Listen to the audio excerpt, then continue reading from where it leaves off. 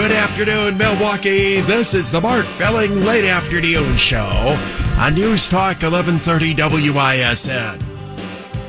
I have four kind of short items that I wrote down here to introduce today's program. And then I want to get off on one of those longer kind of big topic, big picture subjects that I like to address. Four items, they all kind of relate to the thing that I want to get to a little bit later on, but they're independent of one another. First of all, I was kind of chuckling to myself over the weekend. How long will it be before Joe Biden blames Donald Trump for the fires in California? Because you knew that the Democrats and the media will blame Trump for this because anything that happens is clearly Trump's fault. Well, indeed, today, Biden didn't make a speech. They put out a major statement blaming this on President Trump, blasting President Trump over what goes on, what's going on in California. And if you're paying any attention to this, it's like the whole state's on fire. And there are a couple of apps out there that, I'm trying to think what they call them. I don't remember the names of them, but they have like live cameras positioned in all sorts of interesting places around the world. Like you can look at a live camera of New York and a live camera of Chicago and a live camera of this.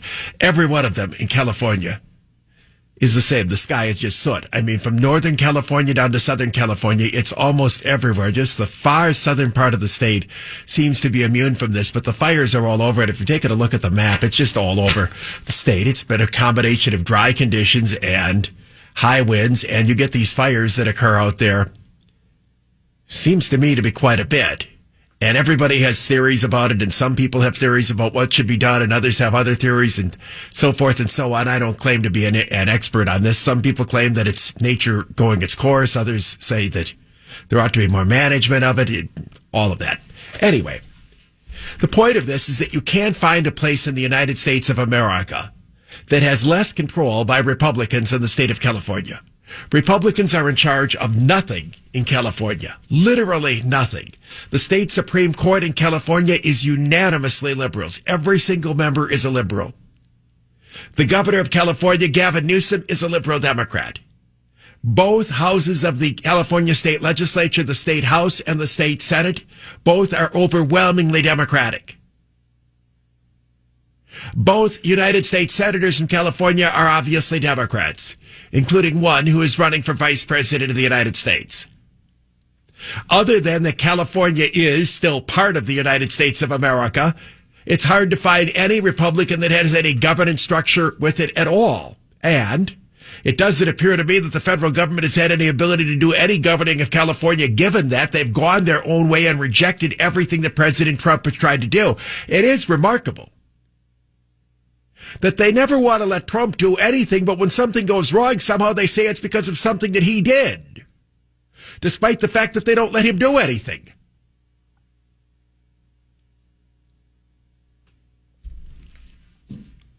The next short topic. Again, now this doesn't seem to be related to much of anything, but it makes sense to me. I read this kind of came back to me because of something I did last night, but there's a story that was written, it was years ago, but I thought it was interesting because it just showed me how words really matter. The number of times that you see, for example, in a public opinion poll, you ask the question, means the exact same thing, but you use different words when you ask the question one way, and it literally affects the response. It's a big thing that people in marketing have learned a long time ago in terms of what words to use to advertise your products and not. What was it? The irradiated meat was, people didn't like that because the word radiation was in it, even though it was kind of the equivalent of pasteurizing milk or whatever, and they came up with a different term for it and everybody bought into it. I don't remember what it was. The point is that the way that you label and the way that you brand things has a tremendous impact on how people respond to it. So anyway, the story was about a fish called the Sable Fish. Do you know what a Sable Fish is? Never heard of it. Really? You've never heard of a sable fish? Well, there's a reason you've never heard of a sable fish, because they don't call sable fish anymore. The sable fish it's an ocean fish, and it's sort of I don't know if you'd say it's a bottom feeder, but it tends to be low in the ocean. And often those are the tastiest fish, but also sometimes the hardest to get your hands on. And the bottom feeders are the ones that swim low, tend to be not endangered just because it's so hard to catch them. I'm not an expert on this, but I recall reading this. In any event, the sable fish is a rather tasty fish. But it really never really caught on in the United States. Then something happened. There's a guy that many of you have probably heard of. In terms of the celebrity chefs of the world, there's probably a 10 most famous of them out there. Like Emerald would be on all of those lists, right? Who else would be on there? Bobby Flay, yeah. I'm surprised I didn't think of him since I've met him. Bobby Flay. Who's the other one that I met? The guy that has the ones in Las Vegas and Spago. Wolfgang Puck. Pretty much any of them in which they put their names on food that you find in the grocery store. You have to have like 5 TV shows to be a celebrity chef, though.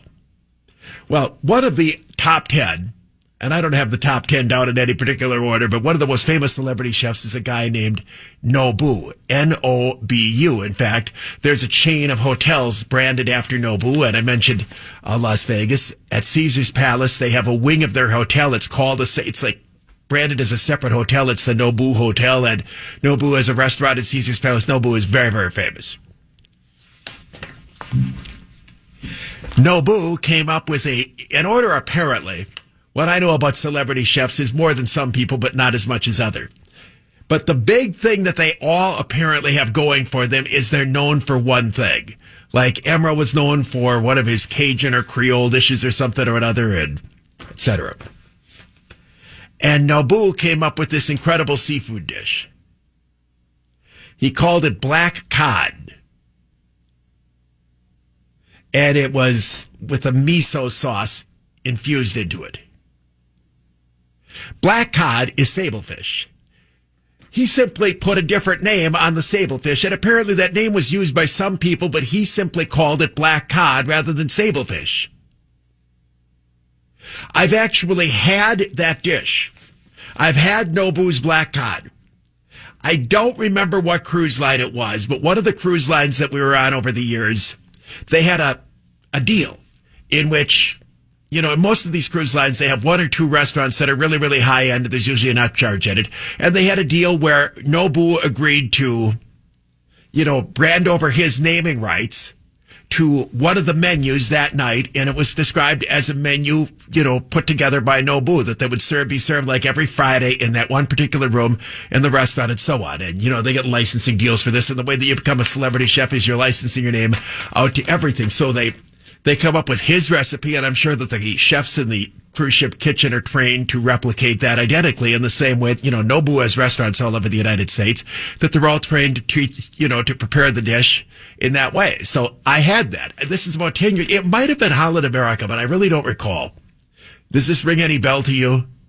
It might have been because other people in our group had that same dish and we all kind of talked about it. And it was the Nobu night. It was one of the ships, though, that has, well, almost all of them now have a bunch of gussied up higher end restaurants that were in there and so on. Anyway, I had the black cod, as did, I think, just about everybody else in my group. And well, it was a talked about thing. In fact, they even mentioned featuring his famous black cod because that's what he's known for. It's possible it's the best meal I've ever eaten. It was unbelievable. Anyway, so now, like, everybody's heard of black cod, and apparently it's become a popular fish. It's rather hard for the commercial fishers to get it because, as I say, it's an ocean fish, and it tends to be deep down, so you don't see it as, for example, on the, you go into the grocery store, a lot of the fish that you see in there are the ones that are just farm raised because it's obviously easier to raise a fish on a big pond that you control than going out with these nets deep into the ocean. Anyway, black cod is now raved about by the people who have had it, even though it's the same fish that people turned up their nose when it was called sable fish.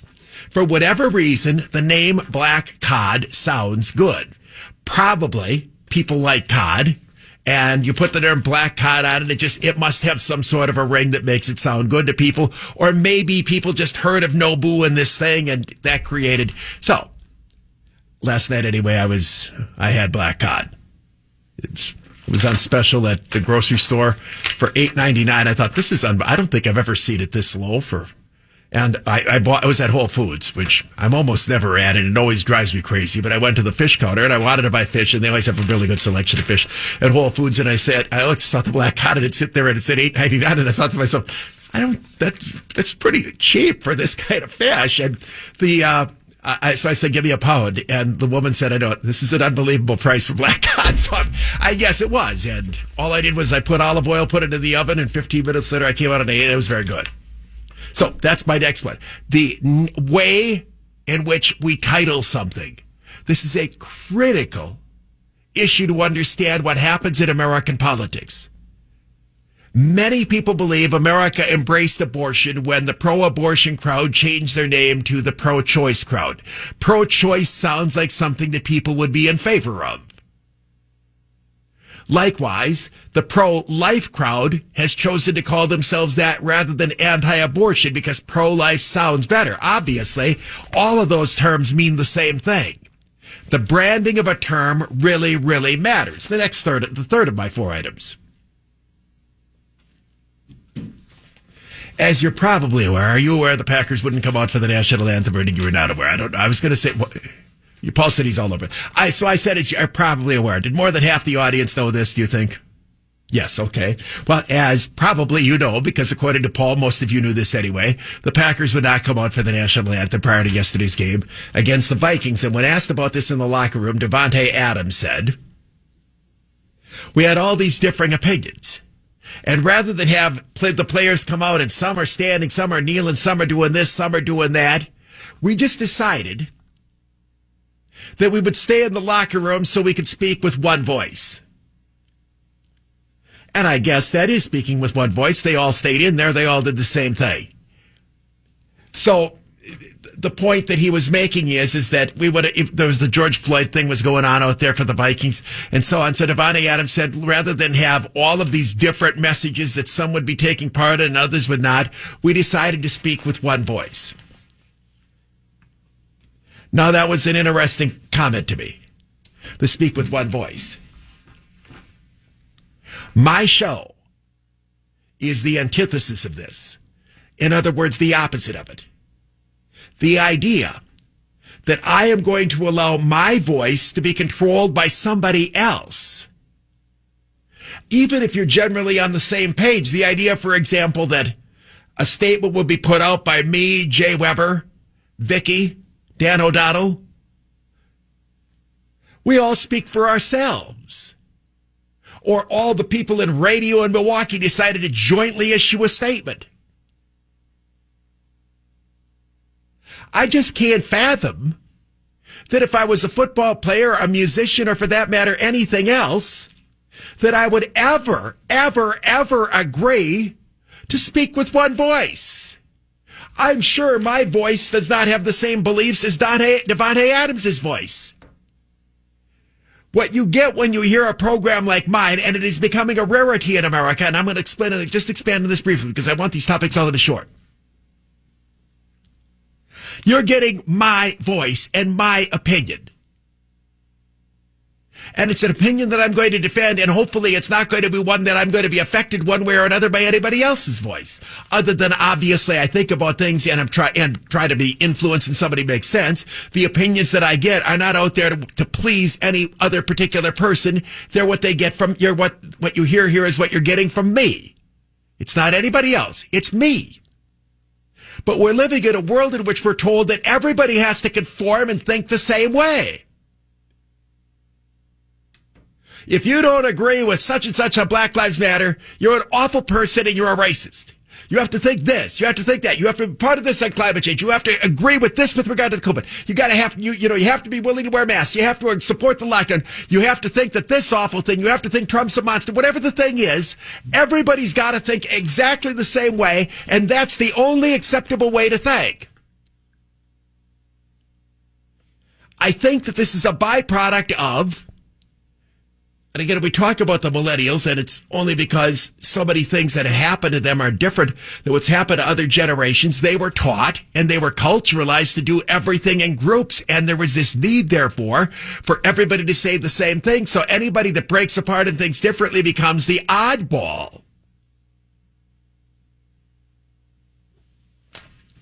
Now, I'm sure the peer pressure on an organization like the Packers is overwhelming because, after all, you are a team. But you're a team in terms of what you're doing for your job. The message that you put out on political issues ought to have been an individual thing. Now, it's hard for me to put myself in the other guy's shoes of being a professional football player because I'd have to be a lot younger and a lot more athletically talented. But I just can't fathom that if they're playing the national anthem, I wouldn't just say, screw you, Devontae and Aaron. I'm going to go out there and stand. And if you crybabies want to stand here in the locker room, that's your right. But I'm going out there. And I'm going to stand. But, well, not everybody's going to stand. It just draws attention to the division.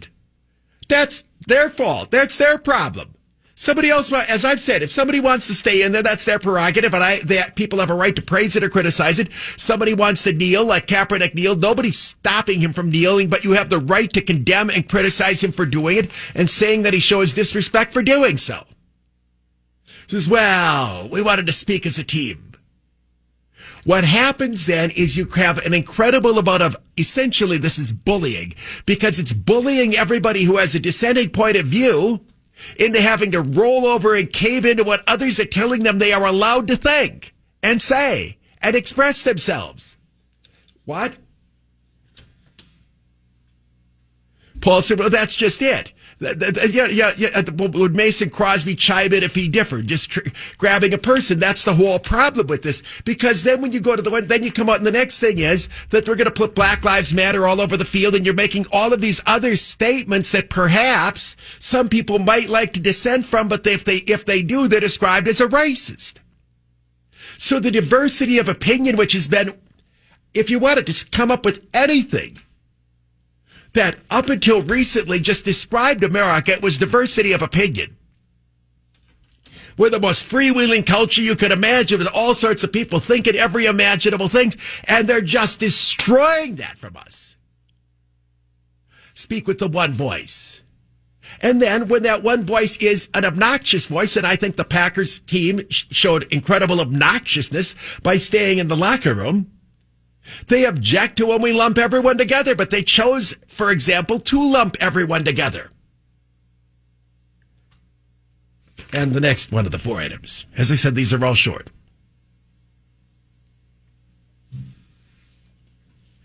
I read a piece. I didn't photocopy it for Paul, so I don't have it in front of me, but I think it was in the Wall Street Journal. And he described, I want to describe this correctly. They do all these surveys of investors. This one is of advisory services that call themselves market timers. Timing the stock market is very, very controversial. A lot of people say that you shouldn't do it. But there are advisory services that exist solely for the purposes of timing the market. And the story that I read, and I wish I'd photocopied it now, but I didn't, said that just 2 or 3 weeks ago,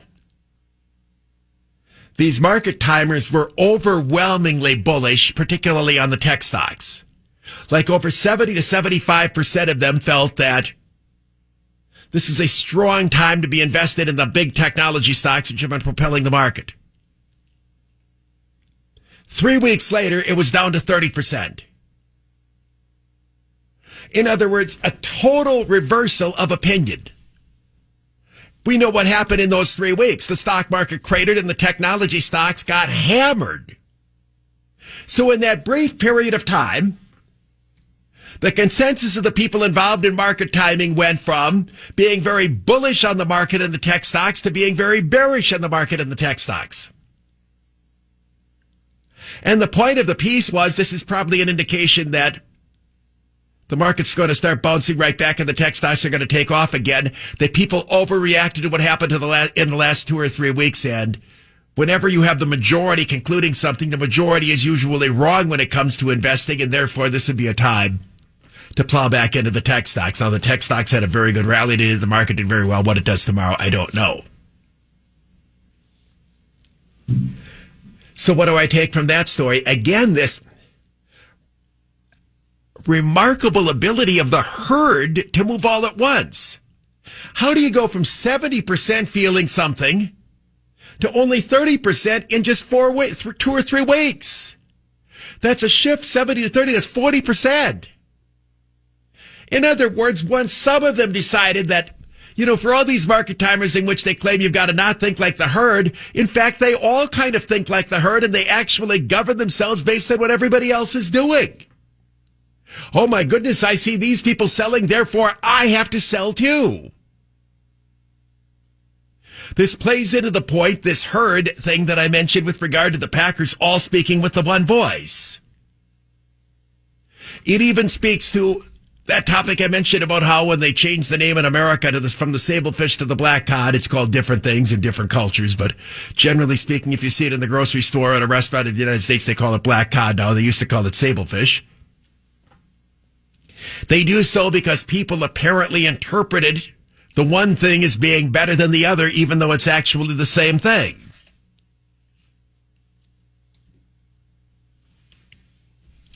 So I thought those 4 items were all kind of thought-provoking. Now,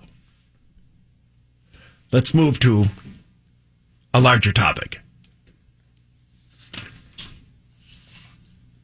This one has evolved, particularly because of the incredible changes that have occurred in America here in 2020. But it's a point I've been making for several years.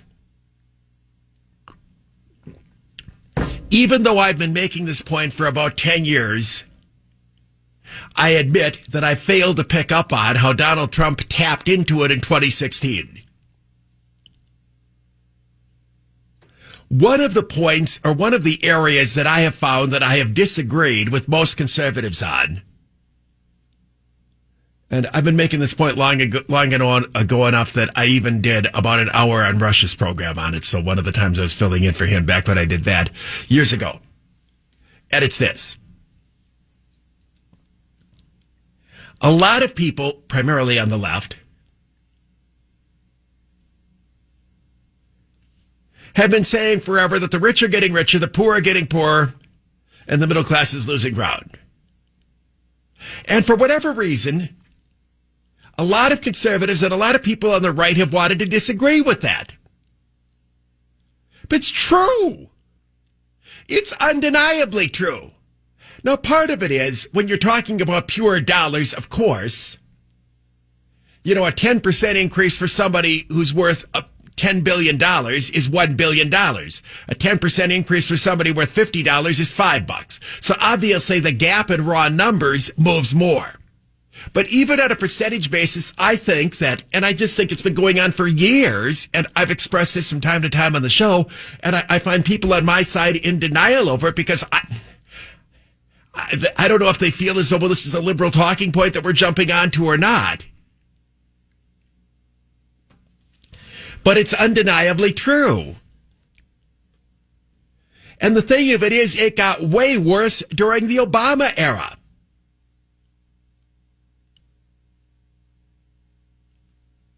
Even though it's the Democrats that have mostly been carping about this, the policies that Democrats generally embrace make things worse rather than better. What happened during the Obama era? We were bouncing off of a recession when Obama came in as president. And during Obama's presidency, we went into a significant economic recovery, but the one thing that two things that really never bounced back was employment growth. Unemployment remained stubbornly high for most of Obama's presidency, and there was no wage growth.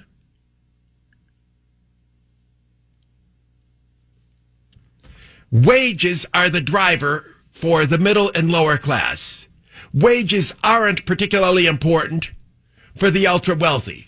For the ultra wealthy, it's an increase in their assets that drives their net worth. In other words, what are your investments doing? What's the value of the company you own? What's it worth? Whereas for somebody who works in a regular job, their pay is the biggest thing that drives whether or not they're going to improve the quality of their life. So during Obama's presidency, wage growth was just flat and the unemployment rate remained stubbornly high for his entire presidency. But during this time, the rest of the economy did very well. The housing market did extremely well during Obama, and the stock and bond markets exploded.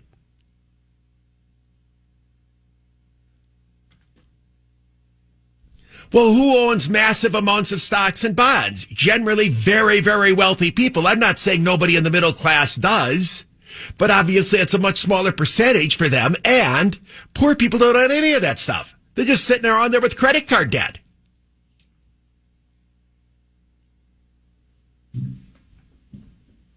For the people in the middle class who bought homes back, and I remember writing that column that I talk about all the time. I think it was in '08, in which I said it was the greatest opportunity to buy housing of my lifetime. We had just come off of a crash in the value of housing. There was foreclosures all over the place, and interest rates are plummeting down to levels that we had never seen before. In other words, kind of like the levels we're seeing right now. And if you bought a house in '08 or '09, chances are you did spectacularly well with that investment. And if you owned a lot of property, like you were a major investor in real estate, you did incredibly well. Again, who would benefit from that? The more money you have, the likelier you were to have been heavily invested in, in the real estate market, and certainly more so with stocks and especially in the bond market. So the rich got way richer, and they did because the policy of Obama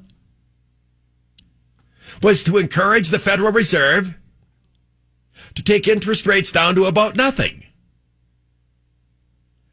which doesn't do a doggone thing for the little guy because their interest rates never go down. What's the interest rate of importance to the little guy? Your credit card debt. That sucker's always high. Federal Reserve may take take the Fed funds rate down to 0.5%, but that credit card's still sitting there at 17.5%. And you've got these people that aren't getting any increase in their pay at all, so they're just carrying a lot of debt on their credit card, making the minimum payment. They're going backwards. Whereas because interest rates are taken down so low, the bond market and the stock market both explode, and the rich guy is just piling up the money. That happened the entire time Obama was the president. So even though the Democrats said that this is a terrible thing that's going on in America, the rich are getting richer, the poor are getting poorer, and the middle class is losing ground, they actually made it worse when their policies were the ones that were put in place. And in the meantime, you have a lot of people that are conservatives who just wanted to argue this one. No, it's not true. Because they somehow believe that if you say this, that it's an attack on capitalism. Trump tapped into it. And he went after some issues that most Republicans never addressed. In particular, how we were exporting so many of our middle-class jobs overseas because of trade deals. He really tapped into that sentiment that a lot of people who might have been swayed by Democrats, so they heard the Democrats say, the rich are getting richer, the poor are getting poorer, and the middle class is losing ground. A lot of people in the middle class, they related to that when the Democrats were saying it. All of a sudden, you had a Republican, Trump, who was saying it too. And Trump was right. Now, the Democrats didn't have any answers for the phenomenon. In fact, their ideology makes matters worse, not better. The Democrats think that the way to address the fact that the rich is getting richer, the poor are getting poorer, is to handle a lot of welfare benefits to poor people. All welfare and all government assistance programs do is reinforce poverty. They are not a way to escape poverty.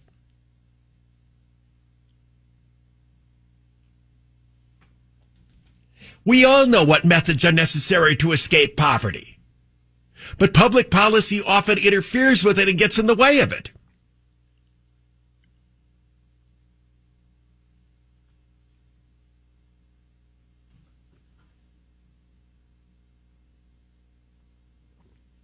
So why do I bring this up now? Because during the events of 2020, this situation has gotten worse. We have a wacko imbalance in America, and it is, I believe, truly frightening, a threat to our democracy and a threat to our economy, where wealth is becoming concentrated in this country.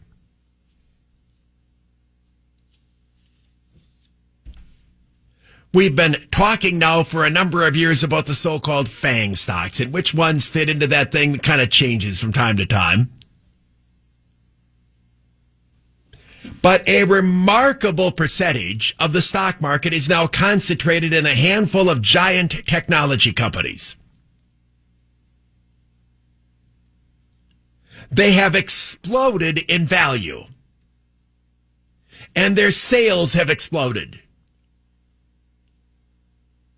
And nobody sees any end in sight to this.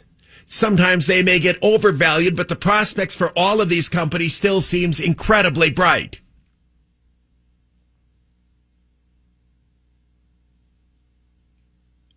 It is remarkable that Jeff Bezos had to give up 30% of his net wealth in his divorce. And he's still the richest person in the world. And nobody's even close. Bezos, of course, the richest person in America because he owns a huge percentage of the stock in Amazon, the company that he has run from the beginning. You take a look at the other people that are on the list of the world's wealthiest people, and the vast majority of them are large shareholders or owners of technology companies. The market capitalization of Amazon, Microsoft, Apple, Alphabet, Oracle, that's Larry Ellison, which seems to think that they bought the U.S. operations of TikTok. I think that that's one of those stories that the longer it plays out, the less there will be there than meets the eye. Looks to me more like a branding deal. I'm wondering if they've really bought TikTok or not, trying to say, well, they're going to be our partner in the United States. That doesn't sound like they bought anything. Anyway.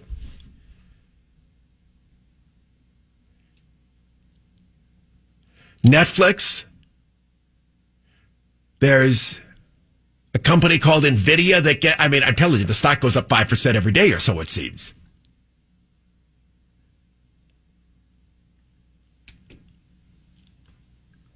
These companies represent an enormous percentage of the stock market. And the large shareholders, I don't mean the people that own 3 shares, the large giant shareholders in these companies have become the wealthiest people in the world. With all of this wealth, and by the way, almost every one of these companies is a global company. In other words, they may be based in the United States, but they do their business everywhere, so they have no particular loyalty to the United States.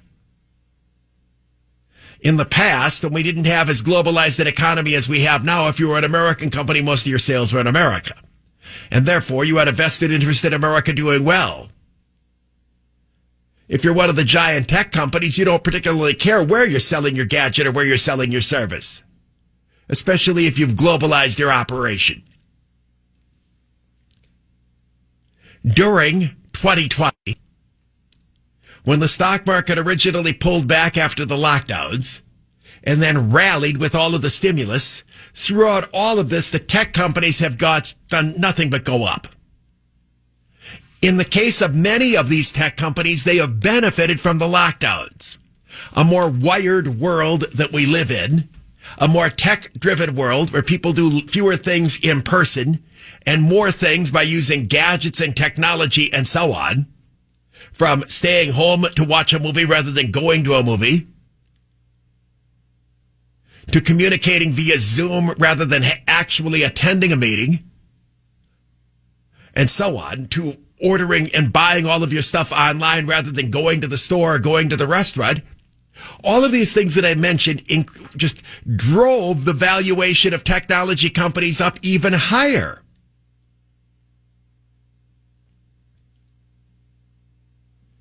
So a huge percentage of the American economy is now concentrated in a handful of giant companies.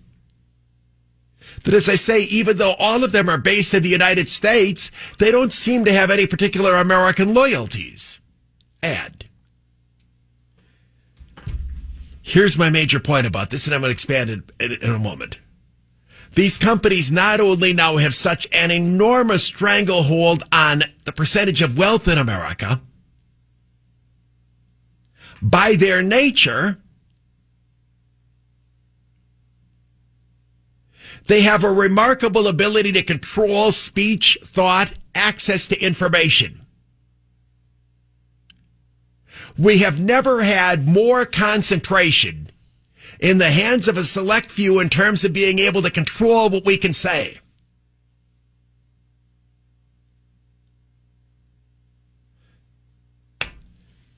Try dissenting from the mainstream view on COVID on social media and see how long before your post is taken down. We have not only extraordinary concentration of wealth, we have extraordinary control of all forms of communication, and they're in the same hands. And those hands are extremely liberal. They're certainly pro-globalism, but they're also extremely liberal.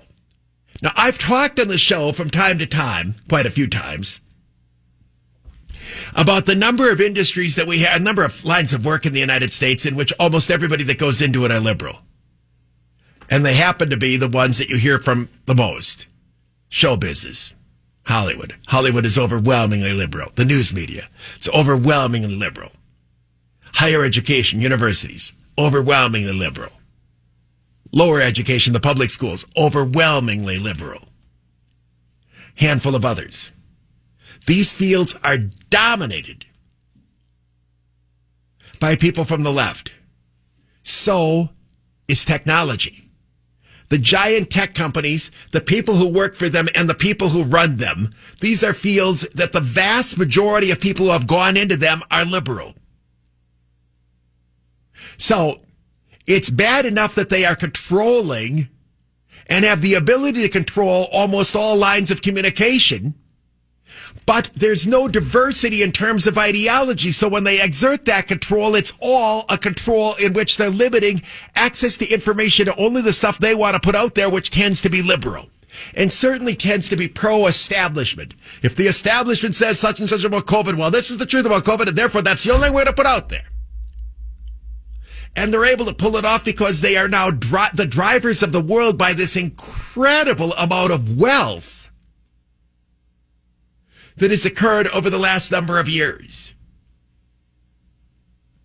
During 2020, more so maybe than any other year that I can think of, the rich did get richer. Look what if you were somebody that started the year with millions and millions invested in these giant technology companies, you're way better off than you were on New Year's Day. But if you own a small business that has a customer focus, in regular old America, there's a good chance you've gone under. If you're somebody who is some mid-level employee of a company, you might be still in a work-at-home mode, and you're just holding your breath to see when they decide that you're not coming back at all. Again, the rich get richer, the poor get poorer, and the middle class is falling behind. And again, this has been made worse by liberal policies. Who's pushed all the lockdowns? The liberals. Who's pushed killing off all these in-person businesses? Who said you can't go to the movies, you can't go to the restaurants, you can't do this, you can't do that. You got to have it tech-driven. Again, it's been the liberals. And the tech companies that have benefited the most, they're all run by liberals. Gates, Bezos, well, a whole bunch of them. The boys from Google, they're all lefties. Tim Cook at Apple, lefties. They trip over one another to see who could be more politically correct than the other. They buy up companies like YouTube and Twitter. Look at Facebook. I mean, it's essentially run by people who think they ought to live in a commune. The concentration of wealth is being held by people who have one worldview. That view is overwhelmingly liberal. And they now have a stranglehold on certainly wealth in America. That wealth has just exploded in value. At some point, somebody's going to figure out if we have to put a T into the FANG thing to put Tesla in there, but nobody still has figured out whether or not Tesla's the most overvalued stock of all time or the most undervalued. It had a terrible couple of weeks as people debate whether or not Tesla is one of the biggest bubbles of all time, or if it's the next Amazon. It's going to control all vehicular transportation, but It's one of the few tech-oriented companies that you can think of where the guy who runs it, Musk, has dissented from this prevailing, dominant, overwhelming liberal point of view. News Talk 1130 WIS on Mark Ellen Late Afternoon Show. Some bitter comments of people who live in the Gulf Coast about how, because the hurricane is targeting them, the media doesn't seem to care. I don't know. I could go either way on that. I mean, I admit when it's targeting major population centers, it's a bigger deal. But right now, Sally is over the Gulf of Mexico, and the winds are lashing essentially the Gulf Coast, and it appears to be headed to make land somewhere kind of like on the Alabama Gulf Coast and so on. So kind of imagine being between like the corner of the Florida Panhandle and New Orleans. It's targeting the land somewhere in between there, Georgia and Alabama coast and so on. The path can always change anyway. It's been upgraded now to a Category 2 hurricane. So far, at least, it has cooperated remarkably and almost kind of like curving its way around Florida. So that only the West Coast kind of got, the front end winds sort of lashed their way through, and there were high waves and so on, but avoid getting a direct hit as it's working its way up the Gulf of Mexico, headed toward the southern part of the United States. Anyway, just within the last hour, it was upgraded up to a Category 2. I think that means winds of about 100 miles an hour, but sustained winds, but I'm not positive on that. Our forecast, it's going to be warm until it gets cool by the tail end of the week and then improves to the weekend. So down and up and out, down and up, etc. Partly cloudy for tonight with a low of 58. Tomorrow it's going to be warmer than today. Mostly sunny, windy, and warm with a high of 80. Similar on Wednesday, partly sunny and warm, high 78. But then Wednesday, it's going to go all the way from that 78-degree high down to a low of 49 and not warm up much Thursday. Will be sunny, partly sunny, but much cooler for Thursday with a high of 60. Same thing for Friday, partly sunny. Temperatures pretty much in the 50s, maybe a high of 60. Warmer though for the weekend. Saturday, partly sunny with a high of 66 and might get back over 70 by Sunday. I've been discussing this topic that I want to spend one or two more segments on. My contention that here in America and the policies that we put in place, primarily driven by liberals, the media, and an overreaction to COVID, not to mention the damage that is being done by insurrection. The rich have gotten a lot richer in 2020. The poor have gotten poorer, and the middle class is losing ground. We have put a cosmetic Band-Aid. Cosmetic just makes something look better. Band-Aid serves as protection. But they're both temporary. Cosmetics wear off and eventually you pull the Band-Aid off. We've put a cosmetic Band-Aid on the middle class by handing out all of these stimuluses, PPE and so on. Some that has gone to businesses and a lot of it has gone to employees, people that are on unemployment. If you've been able to get your check from Tony Evers are getting a lot of money, but that's clearly a short-term situation. If those people's, if the jobs held by those people don't come back, they will have lost significant ground. In the meantime, we are seeing the number of small businesses in the United States that close. I mean, I'm telling you, try to go to a restaurant in the state of Milwaukee right now. It is stunning how many of them have closed. And how many of them are doing delivery only because they can justify keeping one person in the kitchen, but they can't justify having anybody else on the staff. Now multiply this across America. I saw that today the restaurants in New York City have finally had it with de Blasio. They've been allowed to open in New York, but they're still on the 25%. Saying, look, we lose money at 25%. We're all going under. Do you want us to even ever exist? Now, take that through all of the other types of jobs that are out there. The people who work in all the fields that you can imagine in which there's been no business. Look at the number of people who have supplemented their income over the years being parking lot attendants or beer vendors at Miller Park. That's income. That is probably, in most cases, that's not even their prime job, but that's money that's just gone. And who knows whether or not it'll come back. But as I say, in the meantime, the tech companies and the big investors in it, the professional investing class, the hedge fund managers, the people who don't have to work for a living because they're so rich, all they do is live off of their investments, they've done very, very, very well this year.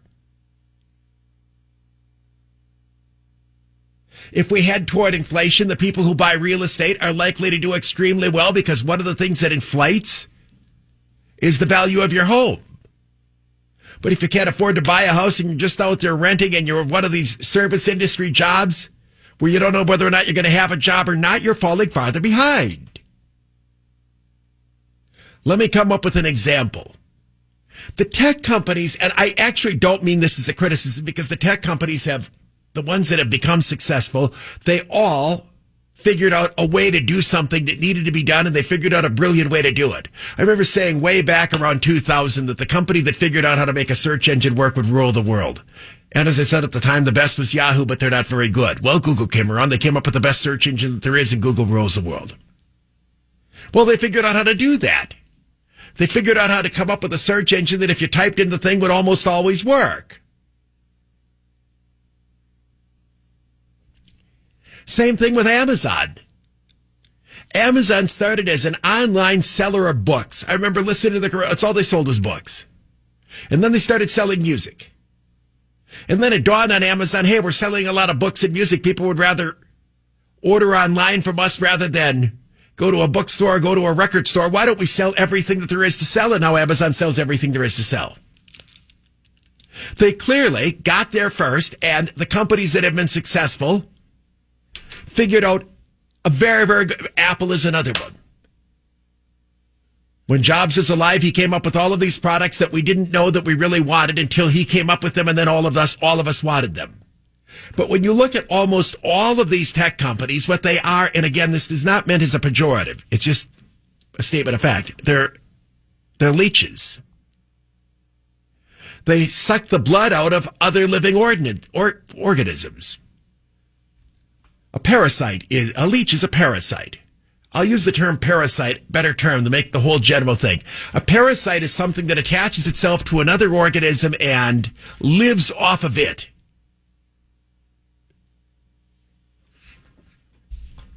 Here's an example.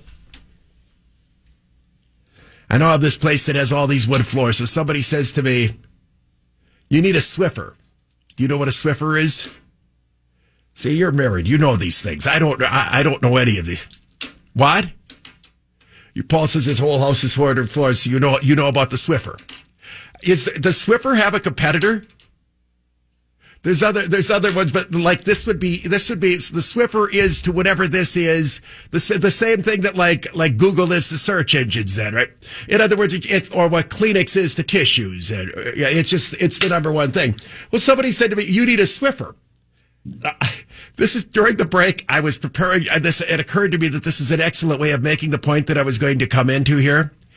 I said Paul said I said PPE earlier. PPP is the term for the the PPE is the mask and the PPTP is the Paycheck Protection Plan program. Yeah, I think I might have meant to say the one and slurred my E into a P, but who knows? Anyway, I said, I ought to talk about the skipper. So I Googled skipper. First of all, everything has a dumb name now. And nothing came up under skipper. I said, well, I'm sure that this thing, if apparently everybody knew about it except me, I'm spelling it wrong. So I knew that, in fact, Procter & Gamble makes it. You know that? That was just a good guess. I just figured, you knew that or you didn't know that?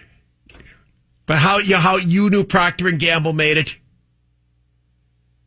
Seen the name on the thing. Well, you're looking at the box closer than I normally look at because I only knew this after I did the Google thing in here because I wanted to come up with some information to make my point about what's going on in our economy. But anyway, the name of it is Swiffer. It's not Swiffer.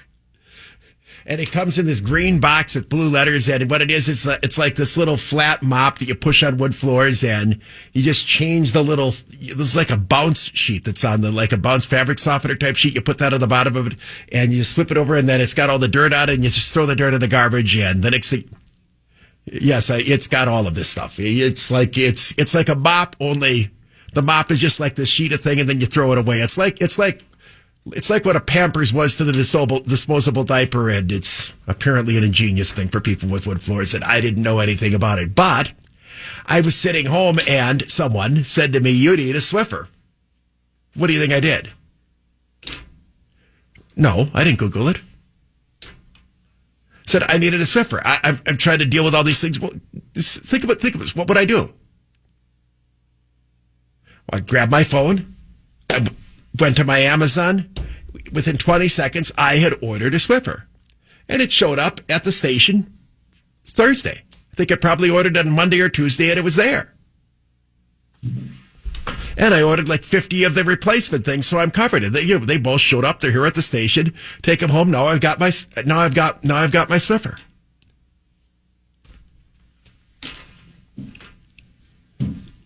All Amazon did was suck and parasite onto the product that was created by Procter & Gamble. I could have just as easily gone to a store, tried to remember whether the thing is called Swiffer or Skiffer or Snifter, but since the person said you needed this and my phone was right there, and because I'm an Amazon Prime member, I don't pay anything for shipping, there it is, and now I have it. This is what many of the tech companies do. They don't create anything. They just facilitate something that someone else wants and somebody else on the other end makes. DoorDash. What are the other ones? DoorDash, that's the one I always hear of in Milwaukee. What's the other one? Grubhub. There's a couple. Paul said Grubhub's the big one. I hear DoorDash maybe from just in my neighborhood. People, they're all out there. It's a tech company. They don't do a damn thing other than they got there first. All DoorDash is, or all Grubhub is me buying something from a restaurant and paying somebody else to bring it to me. But the tech company is the one that facilitates the transaction and they take a cut of it. Before we closed out all the office buildings in America, Uber and Lyft were doing very, very well as companies. Paul said Uber Eats has had to move over into that because with the regular old Uber, nobody's taking Uber anymore. But it's the same concept. All Uber is me paying somebody else to give me a ride. But Uber takes a big cut of the money that I'm paying. It doesn't all go to the guy that's giving me the ride because they came up with the technological way for me to click on my phone for that guy to know to come. That's what the tech industry is. They're really not creating anything. Now, some companies like Apple, yes, they create the iPhone and so on, but a huge chunk of their profits right now is the skim that they get when people go into the App Store, when people buy the this and people buy the that, and they're using the tech that comes from the phone in order to go ahead and do it. But so much of technology is technology inserting itself into a place and taking away what used to be our middleman. Prior to Amazon, if somebody told me I needed a Swiffer, what would I do? I'd go to Walgreens or CVS or the grocery store and try to find it, right? Now I bought it from Amazon. And Amazon got a cut of that they didn't get before. Multiply this across the economy and look at all the middlemen that are having, when I say the middlemen, whoever it was that was getting something between A and B.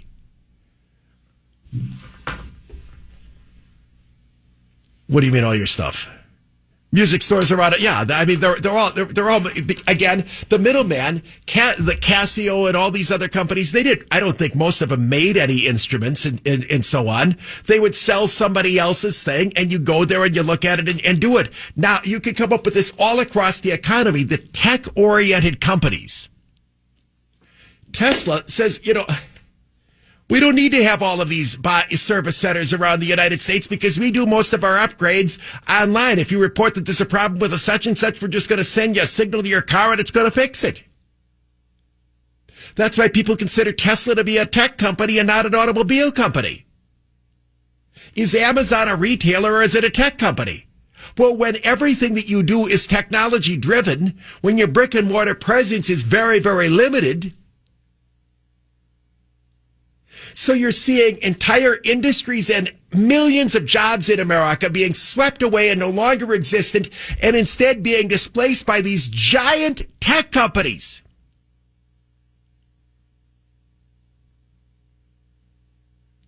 And look at this in the perspective of Amazon. All they have to do is either facilitate the retailer selling it or get the stuff shipped out of one of their warehouses. They have a few kiosks and they own Whole Foods. Otherwise, they don't have any actual stores. I just find the thing that Procter & Gamble made on the website. But there goes a job that was held by the person who sells that stuff in the grocery store or the drugstore. There goes the guy who drives the truck to take it from the warehouse to the CVS store or the Walgreens, because instead it's just sitting there in the big Amazon warehouse. Admittedly, there's not an entire loss of jobs. Drive around town and you just see these Prime and Amazon trucks everywhere. They're everywhere right now. I mean, literally everywhere. I don't think I saw any truck that said Amazon or Prime 2 years ago. They're everywhere. The point that I'm making is these giant companies are becoming this enormous force in America, and they're doing it at the expense of many businesses and individuals who either own businesses or individuals who work in the middle class. And the policies we put in place in COVID, turning ourselves into you can't go and do anything anymore, everything's supposed to be brought to you, has been spectacular for the tech companies, and their stock prices have reflected it. But look at the people who've lost ground in the meantime. A society that tells everybody to stay home and don't do anything is good only for the people who technologically come up with a way to make, it's good for Zoom, the company that does the video. But it's not good for the kid that sells popcorn to you in the movie theater. Or the guy that sweeps up the floor in the movie theater. Or the people who worked as the grocery checkers. Or the person who owns the restaurant. Or, as Paul mentioned, the person who owns the music store. Or the person who really knew a lot about instruments and did a great job as a salesman in a music store and now has no line of work to go into.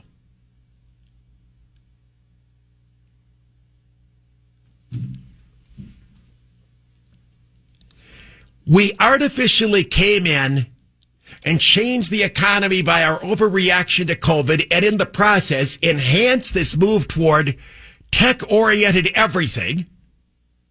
And one of the results was in 2020, the ultra-rich got way richer. Poor did get poorer, and the middle class lost ground, particularly once these artificial stimulus checks and so on dry up. News Talk 1130 WISN, Mark Belling. Late afternoon show. Going to wrap up this topic about the rich getting richer, the poor getting poorer, and the middle class falling farther behind, especially here in 2020. And especially with the spectacular year that so many of the giant tech companies have had, driven in part by consumer preference and also in part by public policy that took away the ability from the consumer to do things not using the tech companies. If you want to watch a movie and you can't go to the movie theaters, you're going to have to watch the movie through Netflix or Hulu or a company like that would be tech-oriented. In addition to getting a stranglehold on the wealth in our country and our society, these same companies are the ones that control the forms of communication. It's remarkable the percentage of Americans who get the majority of their news now from Facebook or from Apple. They follow the news feeds on the phone or the news feeds on the social media outlets that they're a part of. And those companies are now out and out shutting down content that they decide is inappropriate. I've mentioned, and it's been talked about with regard to the people who believe that the election will be stolen from President Trump. After Election Day, and we have a disputed outcome for the election, and people wondering, are you going to recount this? Are you not going to do that? Are we going to count these mail-in ballots and so on? Does anyone think for a moment that they won't shut down Trump's Twitter account? Does anyone think for a moment that people who dissent from the leftist point of view, count this vote, count that vote, Biden won, will be able to express their opinion on social media? As it already, Paul says they already are editing it, and you can't just try to dissent. I mean, cite other experts on COVID, and your stuff is taken down. So you not only have incredible concentration of wealth, they control information, and they are going to stifle anything. And they say, well, we're just trying to be responsible, right? But this is a country that has, in the past, thrived on an aggressive give and take. Diversity of opinion, which is just being taken away. And it's going to be taken away by the entities that have incredible wealth and therefore have incredible control. Now, people on the left are fine with this. It used to be that the lefties are very, very, wary of super controlled wealth and so on until they realize that this time they're on their side. When those initial protests started 10 years ago in Portland, it was the World Monetary Fund and they didn't like this globalism and so on. They're pretty much okay with all of that now, now that they know that the globalism and the control by tech companies is essentially putting them in control, that they can use this to stifle opinion themselves.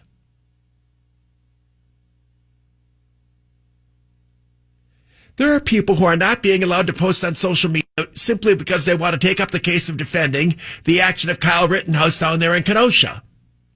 Is it Kyle or Matthew? I keep mixing those up. Kyle. The civilian shooter in Kenosha.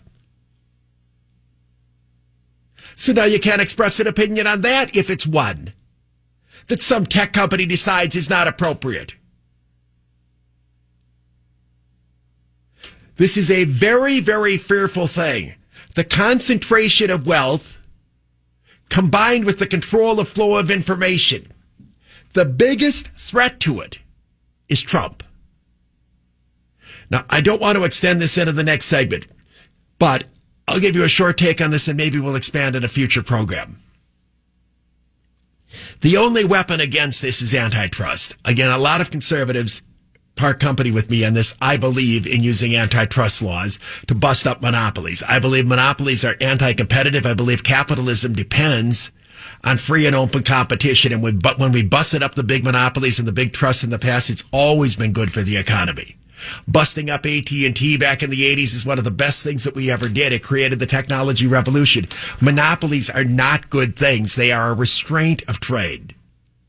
A second-term Trump administration certainly could be willing to take a look at busting up companies that have incredible dominance. How can you argue that Alphabet, the parent of Google, isn't a monopoly right now? How can you argue that Facebook isn't a monopoly? Some of these companies need to be broken up. If we don't do that, the concentration of wealth is going to become even more overwhelming. At what point does the S&P 500 become the S&P 7? As it is, what is it? The top 5 or 6 companies and of the 500 stocks is now 24% of the of the market value of the entire index, and moving even more in that direction. Most stocks in the S&P 500 this year are down, but the overall average is up because of the incredible performance of these tech companies. They're too big. They have too much power.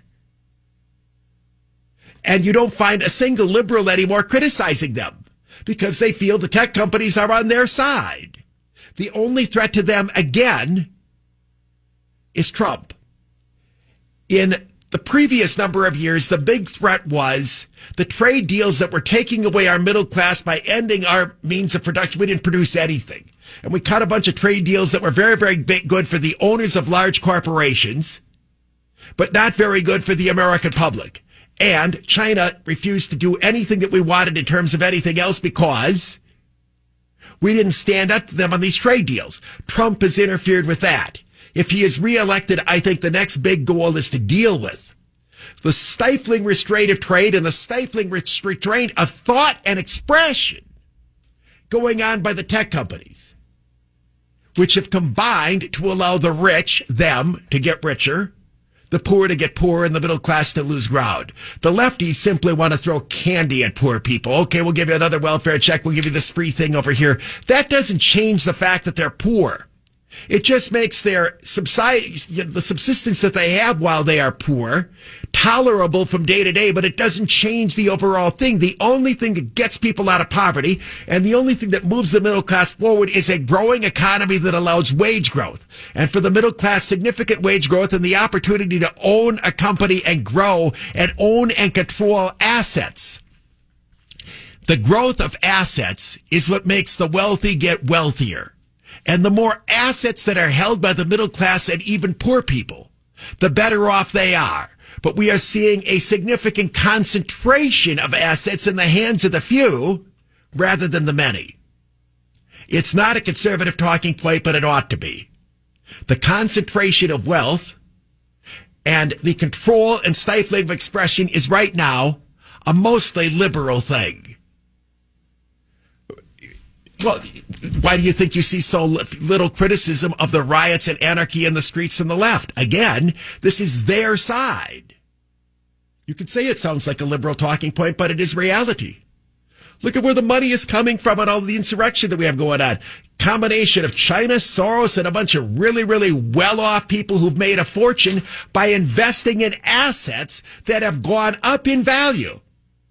And at the same time, tell the little guy, oh, we're taking care of you, even though the little guy is the one that's gotten screwed. The big threat to them is Trump, who I think from the beginning has understood all of this. Standing up for Milwaukee, this is the Mark Belling Late Afternoon Show on News Talk 1130 WISN. So many of the trends of 2020 that have been bad, in addition to our willingness to just roll over and allow state and local governments to shove us around, in addition to the acceptance by Democratic politicians really all over the country of rioting, in addition to the demeaning of police officers, in addition to the fact that school curriculums are now simply presenting as fact a radical view of race, ideology, and the American culture, in addition to the fact that the news media has just become a propaganda arm that not only is only putting one side out there, but is willing to engage in simply falsehoods. All this stuff seems bad, and it is bad. It's occurring almost all at once because, as I've mentioned a few times on the program, one of the things that the left understands is that it is times of chaos that you can get the most done. One of the things that I laugh about is if you're at an NBA basketball game and you see a situation in which one team turns the ball over, the other team turns the ball over, you'll hear fans just say, slow down. No. As they've learned in the NFL with the no huddle, it is when the other side doesn't know what you're doing that is the best opportunity to achieve. In other words, it is during a chaotic situation that you can get the most done. I did the analogy about how boxers often recognize that the best ones don't want to have a controlled situation. It's when that there is chaos, when a person loses their cool, that you could whack them, go for the kill. And liberals are doing this across our culture. And of course, for them, the final coup is to stop the one guy that's been in their way the whole time, which is Trump, because they figure if they disempower him, well, then it's a done deal. Interesting piece that I found today online. It's about one of the few, and when I say few, it's really down to few well-known conservative actors. I don't know how to pronounce his name. I think it's Jim Caviezel. He's the guy who played Jesus in The Passion of the Christ, which was the Mel Gibson movie. He also was the star of a show that was on CBS a few years ago called Person of Interest. I watched the first 2 seasons of that, then it got too weird. But he's one of these guys that if you saw him, you'd know who he was. He's been in a few things, and he's a conservative. He's starring in a new film that's going to be released online called Infidel. And he's talking about why he took the role, why he wanted to be part of the picture, and his views of which are going on, views about what's going on in the culture right now. And I want to share with you a few quotes because I think he's right on. It's not going to be some communist or Nazi that takes away your freedoms. It's going to be you giving them away. Isn't that exactly what's going on in 2020? Now, some people are not happy with these freedoms being given away, but the society has essentially given away to government, to health officials, whether or not you can do this, that, or the other thing. Using safety as the rationale, they have been willing to allow somebody else to make decisions for them, taking away their freedoms. Now, the people who have chafed under this are those who don't want to have these freedoms taken away, but clearly they're in the minority.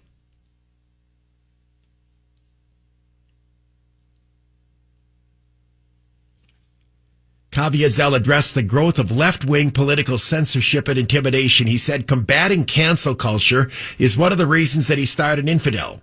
Infidel's website describes the movie as this is from Breitbart, describes the movie as a contemporary Middle Eastern thriller starring Jim Caviezel as an American kidnapped while attending a conference in Cairo who ends up in prison in Iran on spying charges. His wife goes to Iran determined to get him out. Quote, "That's why I wanted to do this movie. Because this character is not that guy who surrenders." One of the interesting things about the script is that he stands up for what he believes in, and that is something lacking today in terms of cancel culture. Cancel culture is somebody says something that somebody else deems as offensive, they're done. They're fired. You're out of work. You're a racist. You're a bigot. The first prominent case of this, and it was only a few months ago, it's right after George Floyd, when the Sacramento Kings basketball broadcaster was set up by former Kings player DeMarcus Cousins.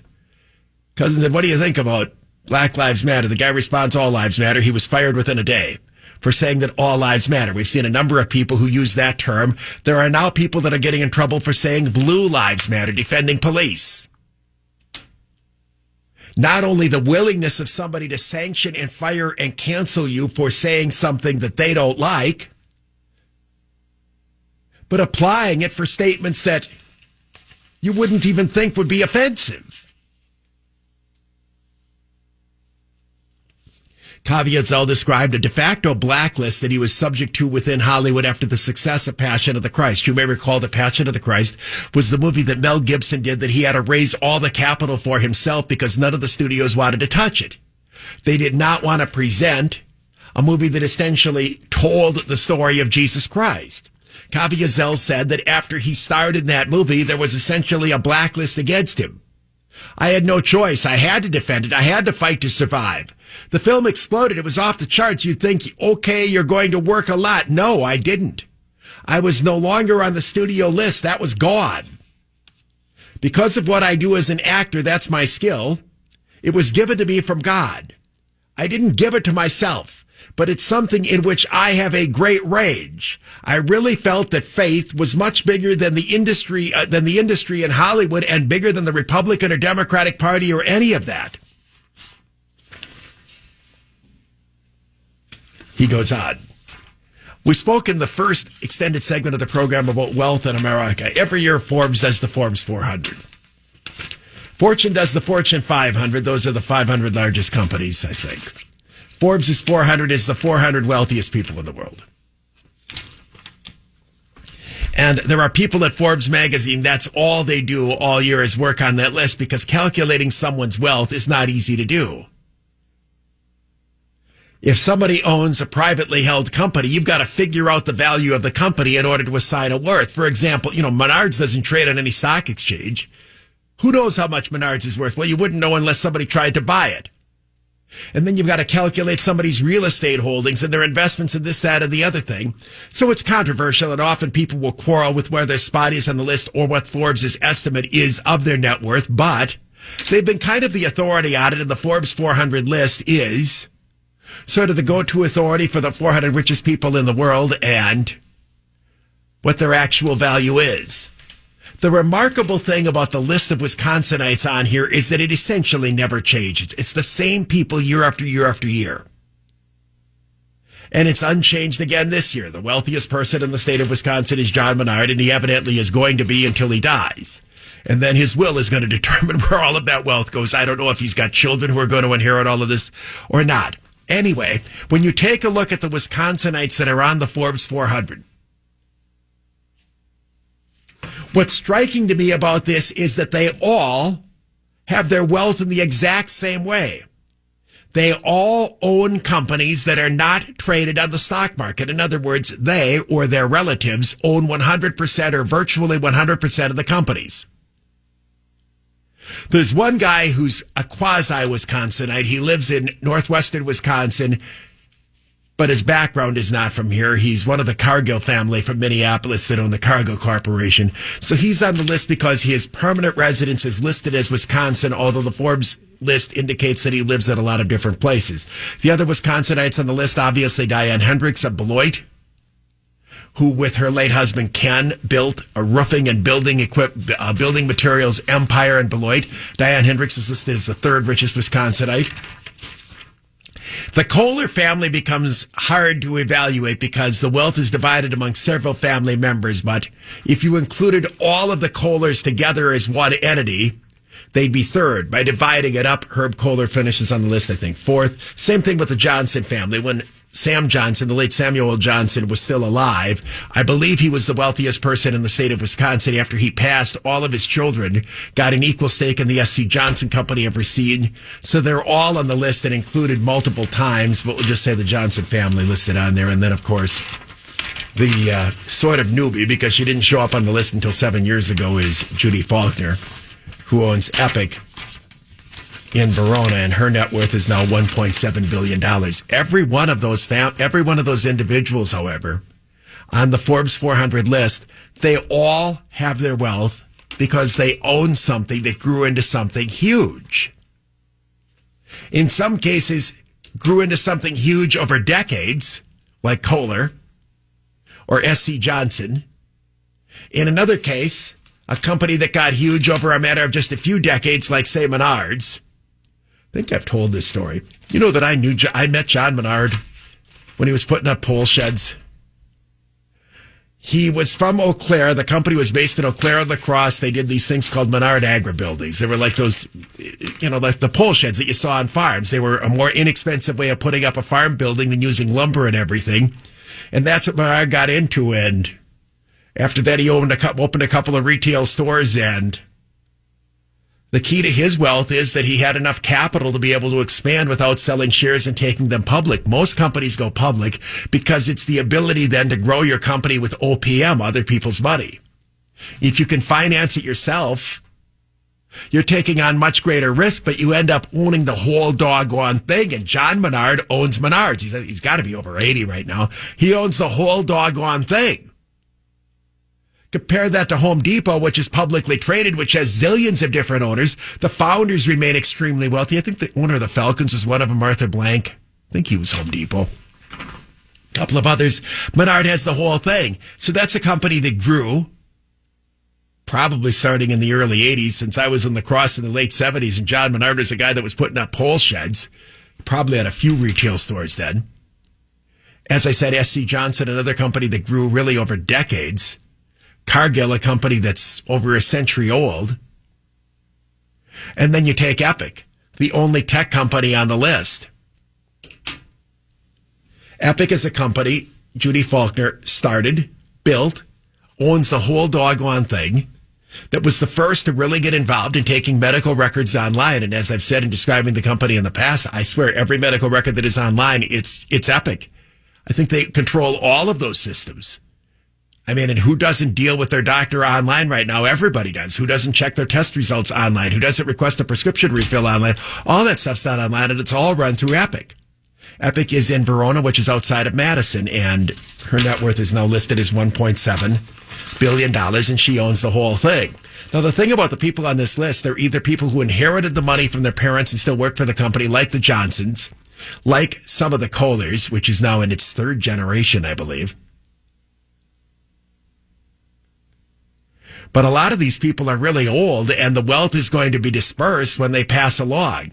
And it might be that eventually some of those companies are taken public by the family heirs who want to cash out.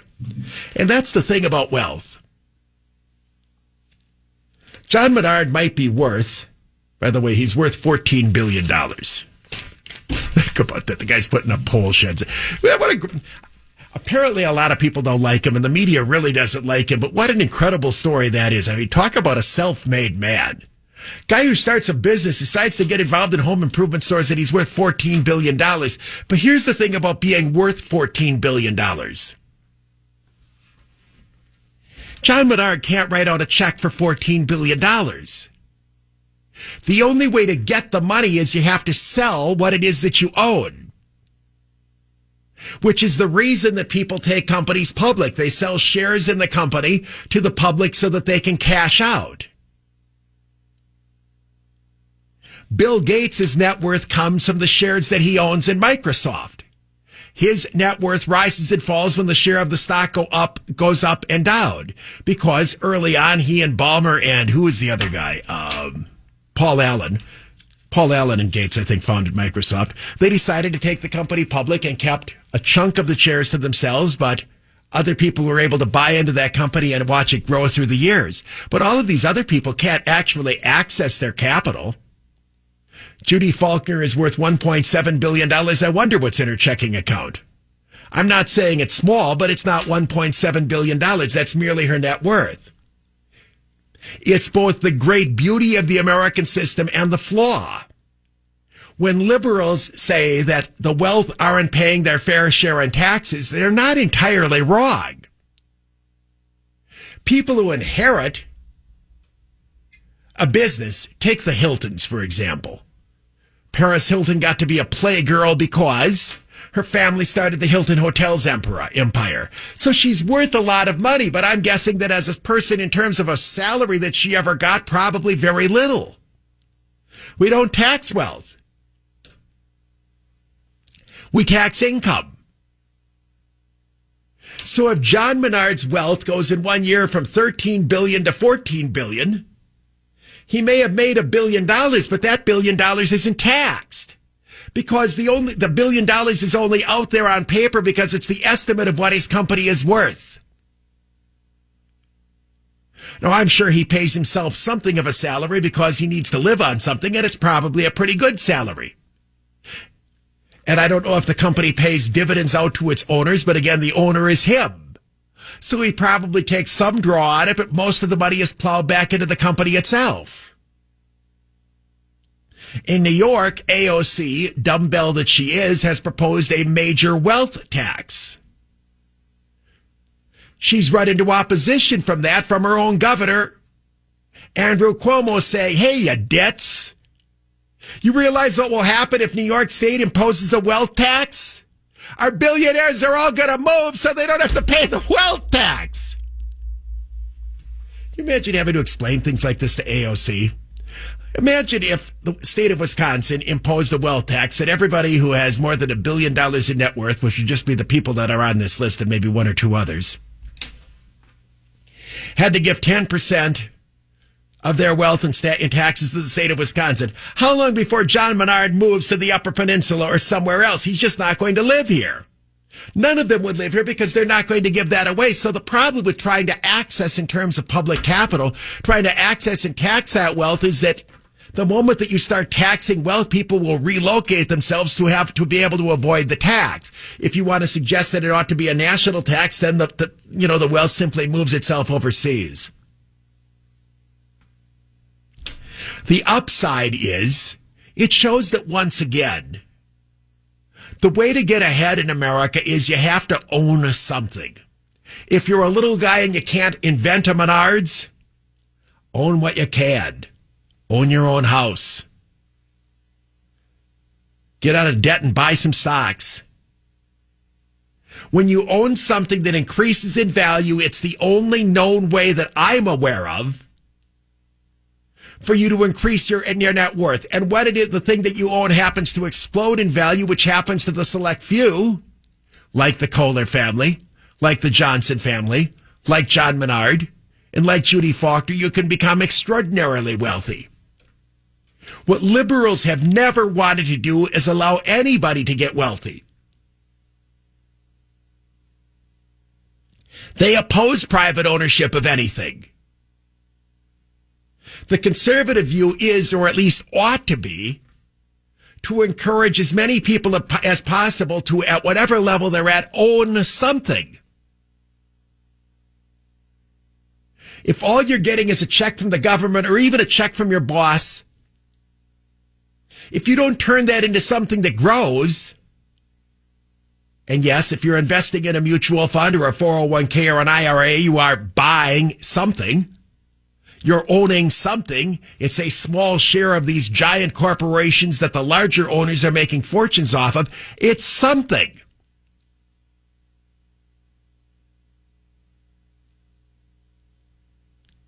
And getting back to the segment of the first hour, the fact that our economy is so heavily weighted right now toward the tech industry, is taking away numerous opportunities. And I understand that on the list of Wisconsinites, only one of them could be considered anybody involved in tech at all. I mean, there's almost no tech associated with Menards that you could think of. S.C. Johnson is about as low tech as a company could possibly be. There's a little bit of technology, I suppose, in the Kohler toilets, but this is basically the old economy, brick and mortar kind of stuff, and so on. Epic's the only tech company that's in there still. The great increase in wealth across our society has been focused primarily in the tech industry. And it's been a bad year for a lot of people that are involved in just about any other type of field. And it's not going to get better until we're willing to take a deep breath and allow America to get back to work. And I don't know that that's going to happen if Joe Biden is elected president. The notion of a controlled economy in which we're simply dependent on government making funny money with stimulus and so on could become a permanent part of the American condition.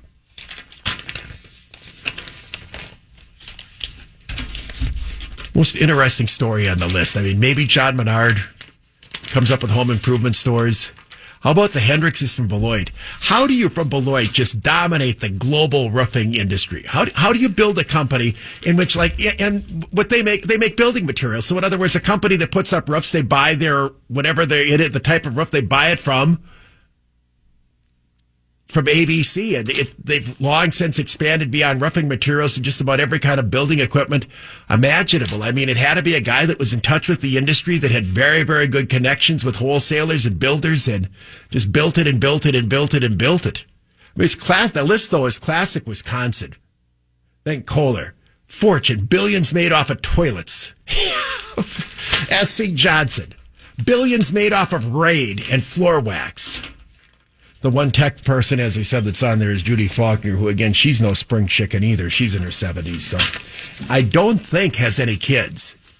So where all of that money goes when they pass along, don't know. News Talk, 1130 WISN, Mark Belling, late afternoon show. Apparently, Joe Biden made a comment in a more lucid moment to an audience a couple of weeks ago saying that it was not intentional, but Trump is ending up doing a good job in the Middle East. In other words, he says that he stumbled into it, but he has to give him credit. For those of you not paying any attention, another deal was cut over the weekend between Israel and a Middle Eastern nation, a wealthy Middle Eastern nation, and a lot of people believe, I don't like this term necessarily, but it works here, a paradigm shift. Bahrain and Israel have now agreed to joint recognition. In fact, there's a story that appeared over the weekend on CNN.com saying there appears to be a significant reset right now in the Middle East as Israel is coming to terms on some level of coexistence with a number of Arab nations. So what's going on here? Well, first of all, let's comment on this. While everyone is paying attention to other things, the president found a job for Jared Kushner. He said, I want you to see what you can do with the Middle East. Jared Kushner, what is he, 35, 36? He's never been involved in foreign policy in his life. The fact of the matter is, this appears to be the first actual move towards settling the problem in the Middle East in 50 years. Not since the end of the Arab-Israeli, of the 1967 war. Has there been any type of progress here?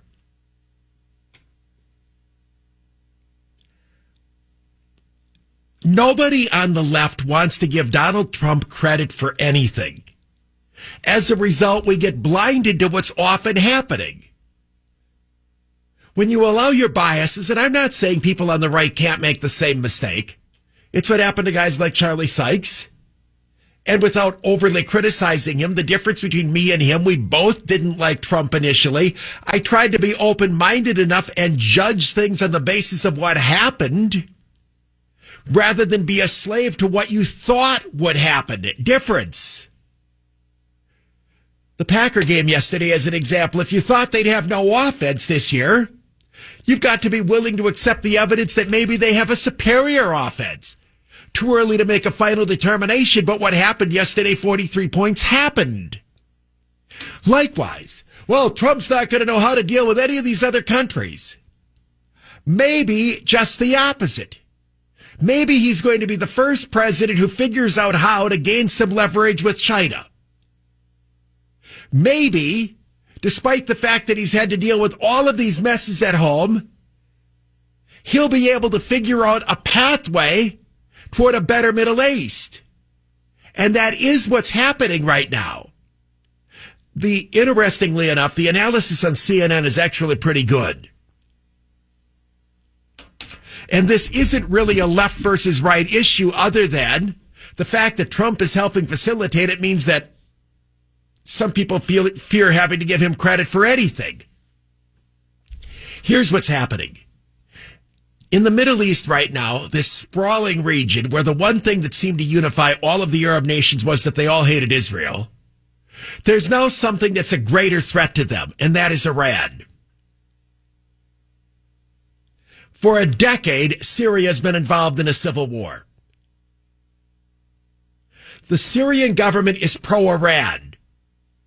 Syria has 9 zillion factions in there, but the one thing they all agree on is they hate Iran. And there's been this problem in Syria forever. And it's dawned on a lot of the other nations in the Middle East that the common denominator here is Iran. If you're Saudi Arabia, what's your greatest fear? Iran. If you're Iraq, what's your greatest fear? Might be Iran if Iran hasn't already taken the whole thing over. If you're the money-rich Gulf states, the United Arab Emirates, Bahrain, Qatar, Dubai, etc., what's your greatest fear? Probably Iran. They've never had anything to fear from Israel. If you were in Dubai, what was your concern with Israel? It didn't exist. The only thing that fueled it was your bigotry. If you were in Saudi Arabia, what was your fear with Israel? Israel never did anything to them. Just your bigotry. Well, the Palestinian issue. What do you care about that if you're in Saudi Arabia? Suddenly there's this common fear that they all have, which is Iran. What is gradually happening here is, I believe, the nations that aren't yet under the sway of Iran, I'm not going to say they're going to become allies of Israel, but they're going to develop a relationship with Israel because it is good for Israel to be able to have a decent enough relationship with the other nations in the Middle East, that it is good for all of them if they can have some sort of unity to fight off the real menace, which is Iran. And you know who figured this out? Trump. The entire diplomatic corps that's been working this thing forever, they see all these things in terms of Israel versus Palestinians, and the Arab world supports the Palestinians. Trump came in here with fresh eyes. What's a guy like Trump going to think about first? Money. And he realized that it was in the financial best interests of a number of the really wealthy Arab states to get over this thing with Israel, to stop embracing terrorists, and realize that the big threat that all of them faces is the religious zealotry that comes out of Iran.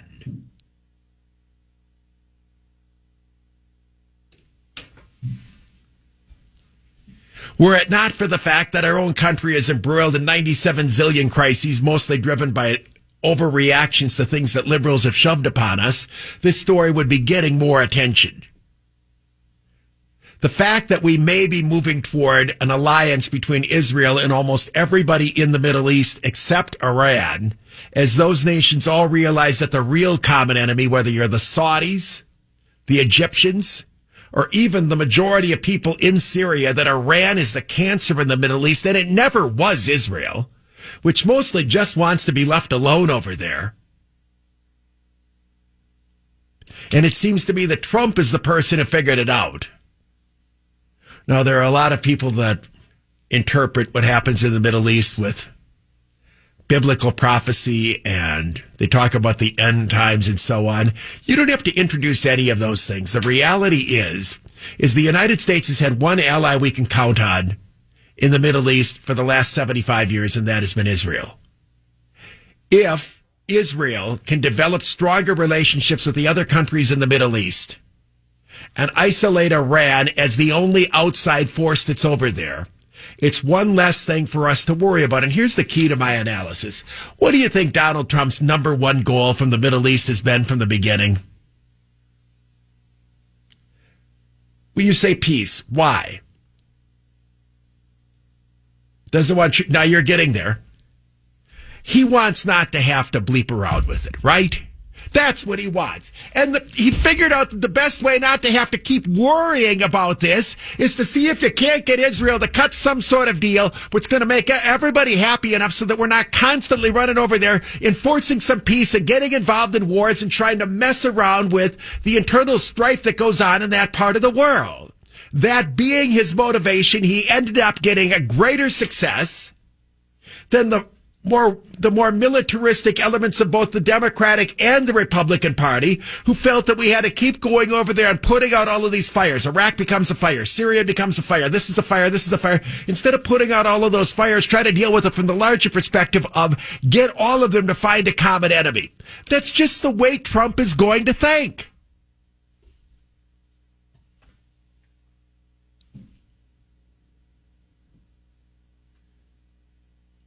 Can you imagine Biden gets elected president and next year they give Jared Kushner the Nobel Peace Prize for being the guy that... News Talk 1130 WISN, Mark Cumming, late afternoon show. I won't say I watched the whole thing because I didn't watch the whole thing, but I watched what turned out to be a very long ending of something you wouldn't have thought had been very good. You wouldn't have thought that Dominic Thiem versus Zverev for the U.S. Open Championship would be that good. You just wouldn't think that. And I didn't know who either of them were, despite the fact that one of them was the second seed in the whole thing. And they look exactly like one another. But boy, that was a great tennis match. Zverev, and I'm coming as close as I'm capable of. The guy's got 6 letters in his name, and half of them are Z's or V's. That's a name that ought to come out of Milwaukee. He won the first 2 sets and was ahead in the third, and Thiem came back and beat him despite the fact that he literally couldn't stand up at the end of the match. Both of them were cramping up, and so I went to a 5th set tiebreaker, and Thiem, who I think was slightly higher ranked, won the thing. What's happened with tennis is for the last 15 years, every time you watch a major, it's always Djokovic, Federer, Nadal, that 2 of those 3 would always be playing for the championship. And 2 of the 3 did not take part in this event, one because of injury, one because of COVID. And then they went and kicked Djokovic out because he hit a ball toward one of the ball girls. And that apparently is now something that you can't do. And they throw you out of the entire event. So you had who you had with, too bad there weren't any fans there. And you do wonder, I mean, do you think there's going to be fans in the U.S. Open next year?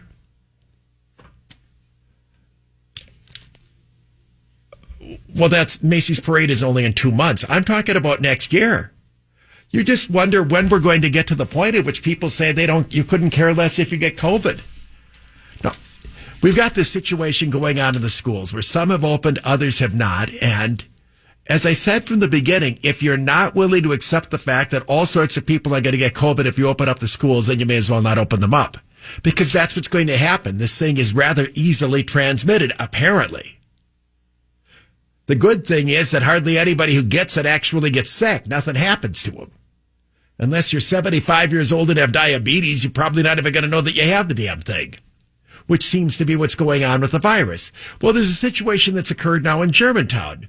One of the teachers apparently has tested positive, so they're taking the entire school to virtual. And they're going and doing all the contact tracing that the teacher had contact with. Well, as a number of people have been pointing out to me, if they're all wearing masks, how can they have had contact with anyone?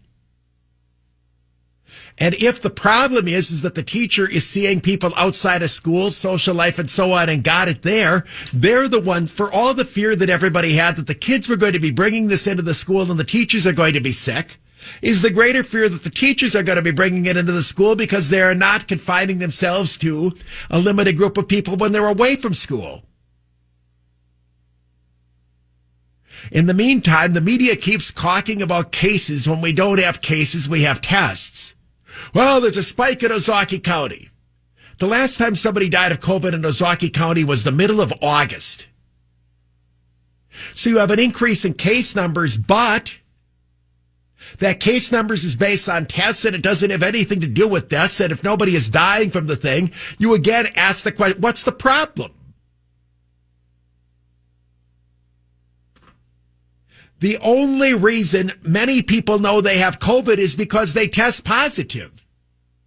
It's hard to see a society that remains obsessed with a sickness that nobody knows they have until they test positive for it, because the symptoms tend, in most cases, to be so minor.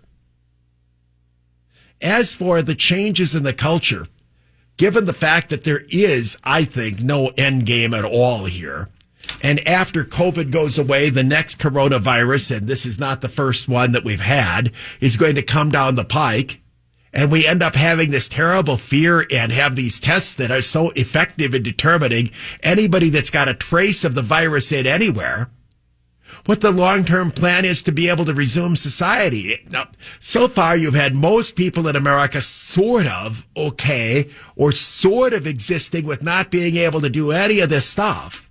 But it's not long-term sustainable in terms of the kind of economy that we have. You can't keep running off of PPP forever. Paul says he now knows lots of people, and you only know them because they've all tested.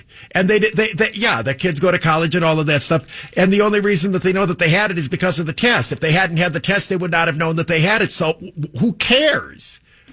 Who cares? Some of the colleges are trying to put these restrictions on kids. They can't meet in groups of more than 20. Well, that's an impossibility to enforce. You've got the situation at one of the dorms in Madison where they're trying to quarantine the kids in the dorms. The kids didn't want to put up with it, and they ran home to mommy and daddy, and I don't blame them. I mean, you want to be quarantined to a dorm. I mean, the dorms are better now than they used to be, but they didn't even have any food there.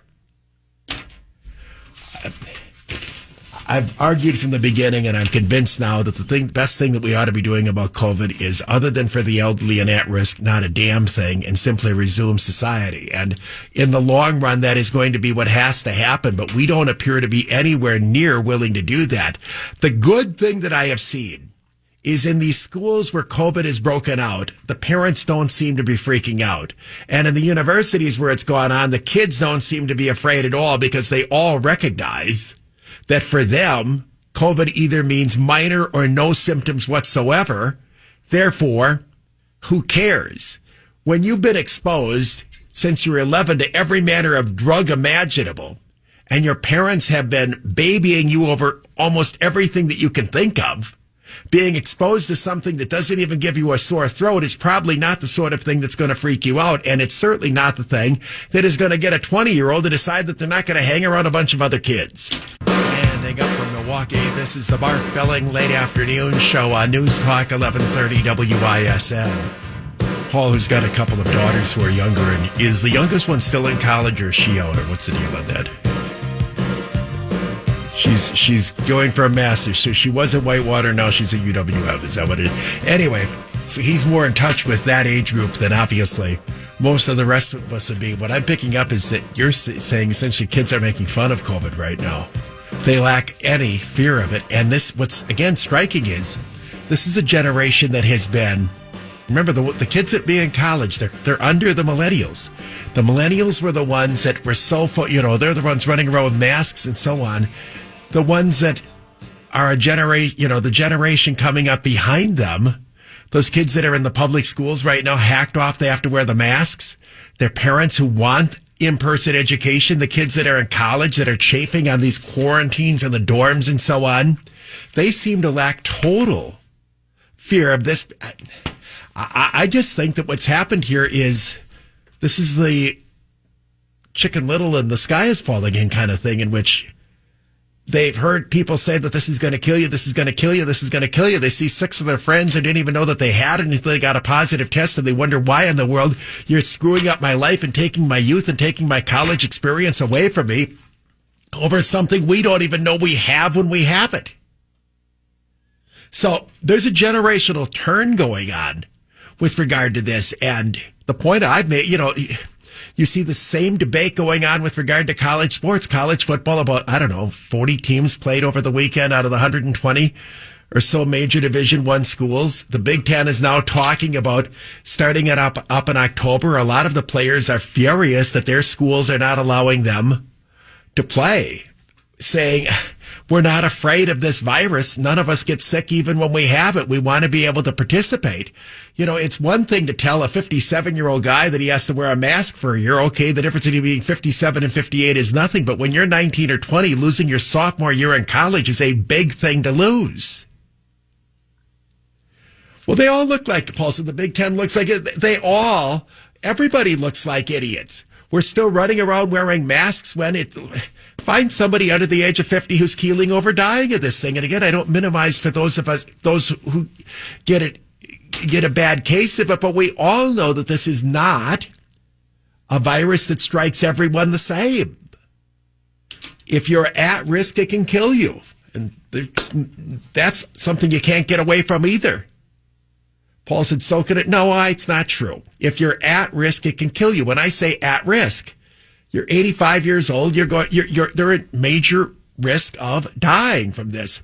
There is an interesting video. I was going to talk about this at the end of the program because, frankly, I don't want you to watch it now when I'm still on the air. But I've linked up on belling.com. Did I send this to you? Yeah. There's a very interesting video that I found on the American Institute of Economic Research's website he's a European statistics guy who has tracked out the bar graphs in numerous countries of COVID in terms of the increase in deaths in those countries. And he found that in each country, the spike in COVID cases is a fraction of the spike that we have seen in other terrible outbreaks, and none of them approaching what happened with the Spanish flu decades ago. And the point that he's made, and I don't want to get overly technical on this, but his point was this. In almost every one of those countries, deaths were down in 18 and 19. And the reason the deaths were down in 18 and 19 is those were very mild flu years across the globe. We didn't have a bad flu in 18 and we didn't have a bad flu in 19. H1N1 was the last new one that came in that was a significantly bad one. So with deaths being down in 18 and 19, his point, and I know that this sounds ghoulish, but it struck me as really interesting and probably a revelation, that the people who kind of imagine Humpty Dumpty sitting on the wall there, right? What does Humpty Dumpty not need? Any kind of a wind gust. In other words, the people that were vulnerable, who maybe if there was a bad flu in 18 or 19, that would have killed them, they didn't get that knockout punch. So it meant that they were more vulnerable to die this time around, which is why the focus of COVID has been so heavily on the elderly, the people who are most vulnerable. This becomes a knockout punch to their system that killed them, because they weren't killed by a different knockout punch in 18 or 19 because they were mild flu years. If you look at just that, and he tracked this by country after country after country after country, the countries that had the biggest increase in death this year, primarily COVID, were the countries that actually declined in 18 and 19 in death. So if you simply smoothed everything out, you would have seen that it was the same. And then he also said that, there's been no indication at all that the wearing of masks, social distancing, lockdowns, that any of those things had any effect in any country at all. So it's a good statistical thing. Maybe it's a little too policy wonkish for some people, but it's a very good video, and we've linked it up on belling.com. I'd like you to check it out after the program. All right. State Supreme Court ruled today on the Green Party case, and this is not good. It's not good on a number of levels, and the biggest reason it's not good is because it's another case in which Brian Hagedorn has sold out and joined the lefties. I believe right now the Wisconsin Supreme Court has 3 conservatives, 3 liberals, and a John Roberts. In the same way that on the United States Supreme Court level, John Roberts takes turns bouncing between the liberal and conservative side, Wisconsin Supreme Court has a guy who ran as a conservative, Brian Hagedorn, who's going to sell us out about half the time. On a couple of the earlier cases that came down the pike, it was possible to argue that Hagedorn was simply being a minimalist, and he might have had quirky reasons for voting with the liberals. The ruling today on the Green Party's access to the presidential ballot is not one of them. It was a purely political decision by a guy who suckered a number of us conservatives into supporting when he ran for the state Supreme Court, so he didn't face a conservative challenger in the primary election and has gotten on the Supreme Court and has now already tipped the balance over to the left.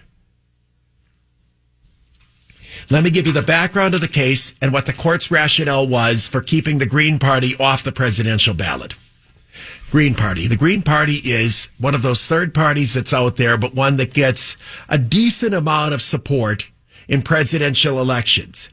The left has been obsessed with destroying the Green Party in 2020, despite the fact the Green Party is a liberal party. Why? In 2016, Donald Trump won Wisconsin by 24,000 votes. The Green Party presidential candidate Jill Stein in 2016 got 31,000 votes.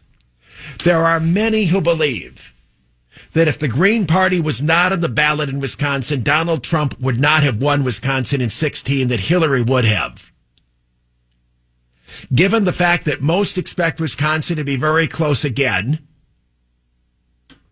there's been an effort by Democrats to keep liberal third parties off the ballot. Kanye West nominating petitions were thrown off by the Wisconsin Election Commission, backed by a court ruling. Now, today, the Wisconsin Election Commission's decision to throw off the Green Party candidates off the ballot was backed by the Supreme Court on a 4-3 vote. The three liberals and Brian Hagedorn voted to not consider the Green Party's appeal. The three conservatives on the court went the other way in a strongly worded dissent. The Green Party candidates, Howie Hawkins and Angela Walker, claim the state election commission wrongly refused to put them on the ballot. The election commission cited a change of address from one of the filings to another filing by one of the candidates. The candidate said, "Hey, I moved, that's all." It seems to be a very slim technicality to take someone off the ballot.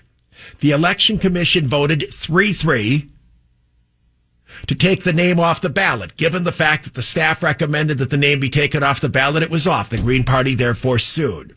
Went to the Wisconsin Supreme Court. The Supreme Court today denied to take original jurisdiction of the case and therefore said that the ballots do not have to be changed. The Green Party asked that the case be dealt with by the state Supreme Court immediately rather than work its way up Circuit Court, Appeals Court, Supreme Court, because the election is coming up with the first ballots needing to be sent out now. They wanted the Supreme Court to come and render a decision right now. The four justices on the court, and stop me if you're having trouble with this. I don't know how you're supposed to stop me. You can be the person who could stop me if you're having trouble with this.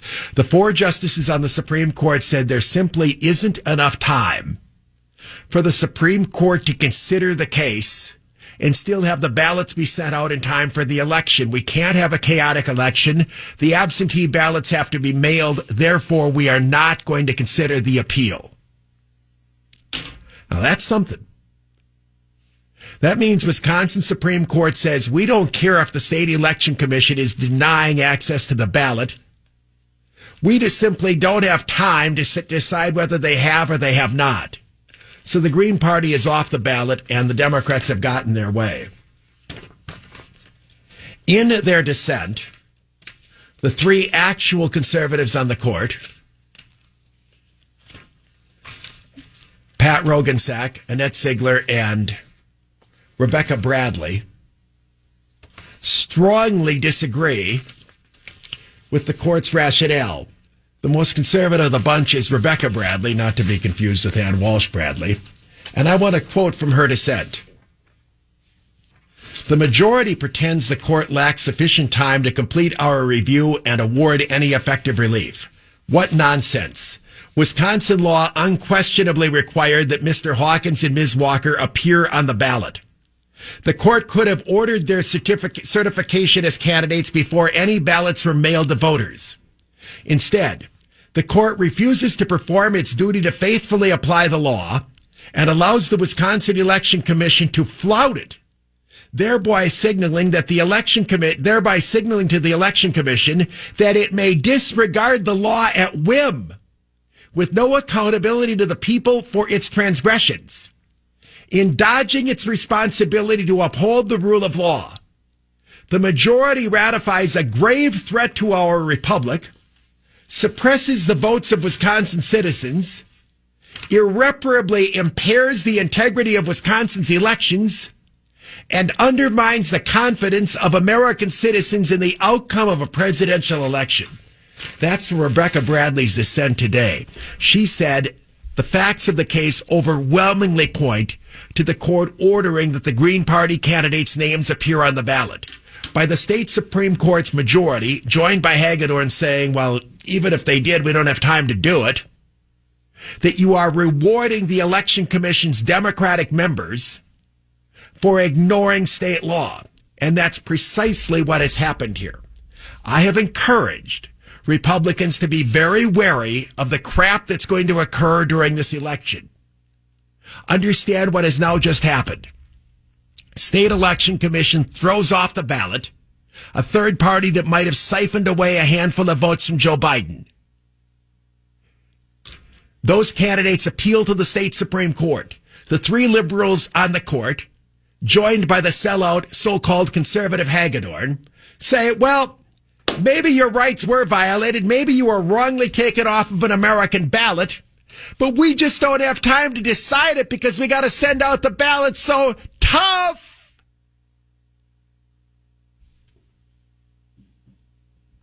Expect a repeat of this with mail-in ballots. Expect a repeat of this when ballots are challenged. Expect a repeat of this when ballots come in long after the deadline and are counted by clerks in Madison and Milwaukee anyway. We have a state elections commission that will not fairly interpret the law or administer the elections, and we now have a state Supreme Court that has decided, thanks to the fact that one of these so-called conservatives has decided to join the liberal bloc, that it will not stand up and safeguard the rights of Wisconsin citizens when being trampled on by leftists who use the positions that they have in government to disenfranchise citizens. Do I believe that this is going to come to an issue in Wisconsin? Well, we don't know how many votes the Green Party candidate would have gotten this time around. In fact, Jill Stein had a little bit of a backing, and there are a lot of lefties who, just as some conservatives didn't want to vote for Trump in 2016, and we're going to write in the guy that Charlie Sykes was touting from Utah. There are a few liberals that didn't want to vote for Hillary last time around. I'm not saying the Green Party would have gotten 30,000 votes this time. But combined, I think Kanye West and the Green Party would have gotten those votes. And it is certainly accurate to say that the majority of them likely would have come from Biden.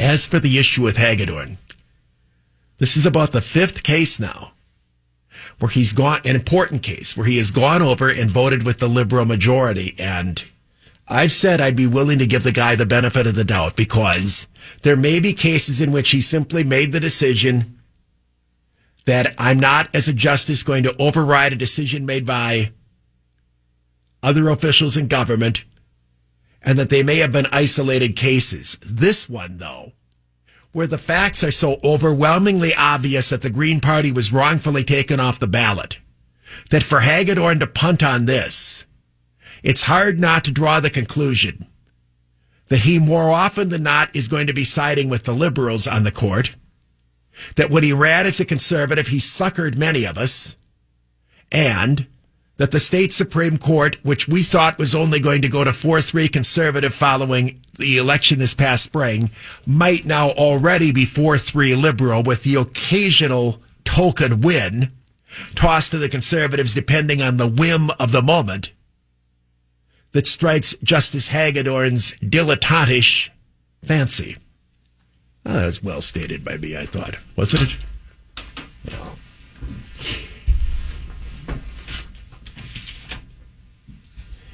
Let's talk about the whole Packer situation and the conflict that I'm sure many Packer fans feel. Some are elated that the Packers look spectacular. And it's hard to say a 9-point victory is a blowout, but it really wasn't a 9-point game, if you know what I mean. It was a weird game, and the Packers seemed in the fourth quarter to be able to score at will, and so did the Vikings. And the fact that you've got a number of people that are just alienated at all of the garbage that was pulled by NFL players over the weekend, the social justice statements that were made, and the fact that the Packer team refused to come out for the national anthem in yesterday's game, and how you put all of that together. People who have said, I'm not going to watch the NFL this year. I'm done with the Packers. I'm done with the Packers. I'm done with the Packers. Blowing smoke, that those are people who just say that. And there it comes, noon on Sunday, and they turn the TV right on. Let's go into all of that. We'll do that in a moment. News Talk, 1130 WISN, Mark Belling, late afternoon show. Yes, I did watch NFL games yesterday. I don't have the Sunday ticket anymore, so I only watched 2.5 games yesterday rather than flip around and see 97 zillion of them as I have in the past. I did watch a good chunk of the season opener on Thursday night, the Kansas City game. I watched most of the Packer game and only a little bit of the Tom Brady, New Orleans and Tampa Bay, a little bit here and there, but I looked at all the box scores, watched the Packer game, and the one thing that I noticed is the Packer game was similar to a lot of other games in that there was an explosion of offense in the fourth quarter. That certainly is what happened on Thursday night's game as well, and it happened in the New Orleans-Tampa Bay game and a few others that I watched. The Bears in Detroit, there are a lot of them, and in watching the Pack, there are 38 points scored in the Packer-Viking game in the fourth quarter. Yesterday, there were 7 points in the third quarter and 38 in the fourth quarter, and I'm only giving you an amateur analysis here, but I think what happened, in football, defensive players are likely to get tired more so than offensive players. And I think that the defenses were just gassed and teams are just blowing by them in the fourth quarter. And I think it was a lack of conditioning that led to all of the points being scored, at the end of the game not only in the Green Bay game, but in many others. Still, taking that fourth quarter out of it, I thought that the Packer performance was dominant. I thought they looked like a very, very good football team. I think that defensively, even though they gave up a lot of points in the fourth quarter, they looked better than they did in most of last season. I think that the defensive coordinator, Patton, finally has a system that he's happy with. The whole Blake Martinez and not knowing what to do with him problem is over. Christian Kirksey is probably going to be the biggest offseason move that the team made. I mean, I swear he was involved in every single tackle that was out there. It seemed like he was all over the field, and that probably has something to do with how they chose to use him at that position. In terms of the Packer offense, not only did Aaron Rodgers look brilliant, his receivers were open on every single play. I mean, what were Rodgers' stats? Do I have them in front of me? Rodgers was 32 for 44, and what's striking about that is he threw 12 incomplete passes. About 9 of them were balls dropped by Marquez Valdes-Scantling. If he would have caught the balls thrown him, the numbers would have been even greater.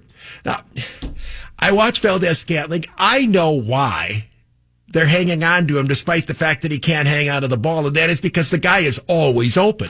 These passes he was dropping when he was open, and I'm sure what Rodgers is doing, he looks over Devontae Adams. If Devontae Adams is open, he's going to throw the ball to him. If Devontae Adams is guarded, he's going to throw to somebody else. There's Valdes-Scantling wide open. So I'll put it right in the guy's hands. There's got to be at least a 50-50 chance he'll hang on to it, which is about what happened.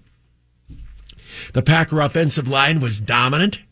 Rodgers had all sorts of time to throw every time he wanted. Now, there is some bad news. Lane Taylor, that offensive line is one of the better ones that I think the Packers have had in a long time, but he is out for the season. That knee injury that looked like it was season ending. When a guy grabs a knee and players go pat him on the shoulder and he's shaking his head and then they're carting him off, it's always an ACL. It's always a ligament, and it's usually the ACL. So Lane Taylor is gone for the season. What we don't know is how bad the Vikings are, and with it being the first week of the season and no preseason, there are a lot of teams that probably weren't fully prepared, and others were, but I thought that the Packers looked really, really dominant in that fourth quarter. I just thought both defenses were kind of smoked. The Packer defense looked disgracefully tired in the fourth quarter, but they were always up by more than 2 touchdowns, and there wasn't a sense of urgency about it, particularly given every time the Packers got the ball back, they just drove down the field and got the 7 points right back.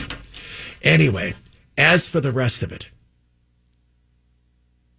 to think that we now have a team that's calling itself the Green Bay Packers that will not even come out of the locker room for the national anthem shows you how far our culture is just evolving into a sewer. So what's a fan to do? Well, every fan's going to do what they want to do. I know what I did. I watched the games. How could you support that bunch of Well, it's the same problem that we face with everything else. Am I going to turn off the TV and not watch any of that because Hollywood is filled with a bunch of lefties who can't stand me? I'm not going to listen to music. Everybody's got their level of tolerance in which this is too much. And the NFL is trying very hard to drive us away. Baseball seems to me to be trying just as hard to drive you away, and the NBA has driven almost everybody away. What football has going for it, though, as opposed to baseball and basketball, is the season is going on at exactly the same time it would normally go on. The Packer opening weekend is right around when it would normally be, right after the Labor Day weekend. We didn't have a delay. They're going to play the same number of regular season games as always. The stadiums may be empty, but the timing's still about the same. And if the team is good, Packer fans like to watch the Packers. I haven't seen the TV ratings. I don't know how many people didn't, but I'm willing to bet that a lot of people who claimed that they weren't going to watch didn't watch. I do, though, have an opinion about this. I think the decline that the NFL sees this year is going to be as follows, and I'm convinced I'm right about this. I think in most cities, most fans will still watch their own team. In other words, people in Miami are still going to tune in for the Dolphins or whatever. People in Wisconsin will watch the Packers. I think that the national games is where there's going to be a decline in ratings. They have the 2 Monday night games tonight. I can see a lot of fans tired of all this crap, not wanting to watch that. That instead of watching, I watch the early game, the late game on Sunday, then the Sunday night game, then I watch the Monday night game. Maybe I'll even try the Thursday game, that they end up going down instead of 5 to maybe 1 or 2.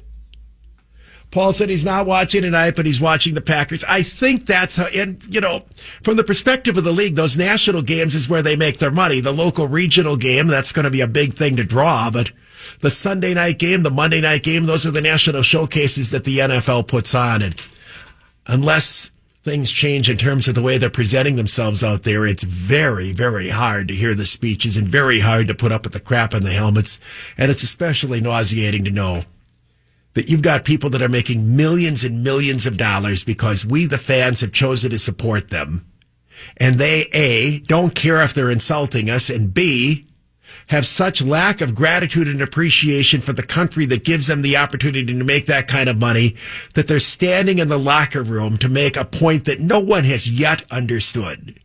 Are we standing in the locker room now because of George Floyd, or because Kaepernick's not in the league, or because we don't have racial justice, or because we're mad that something happened in Kenosha? We're certainly not standing in the locker room in opposition to the burning of Kenosha down, and we're certainly not standing in the locker room because it's a way of showing support to the loyal and patriotic Americans that are out there.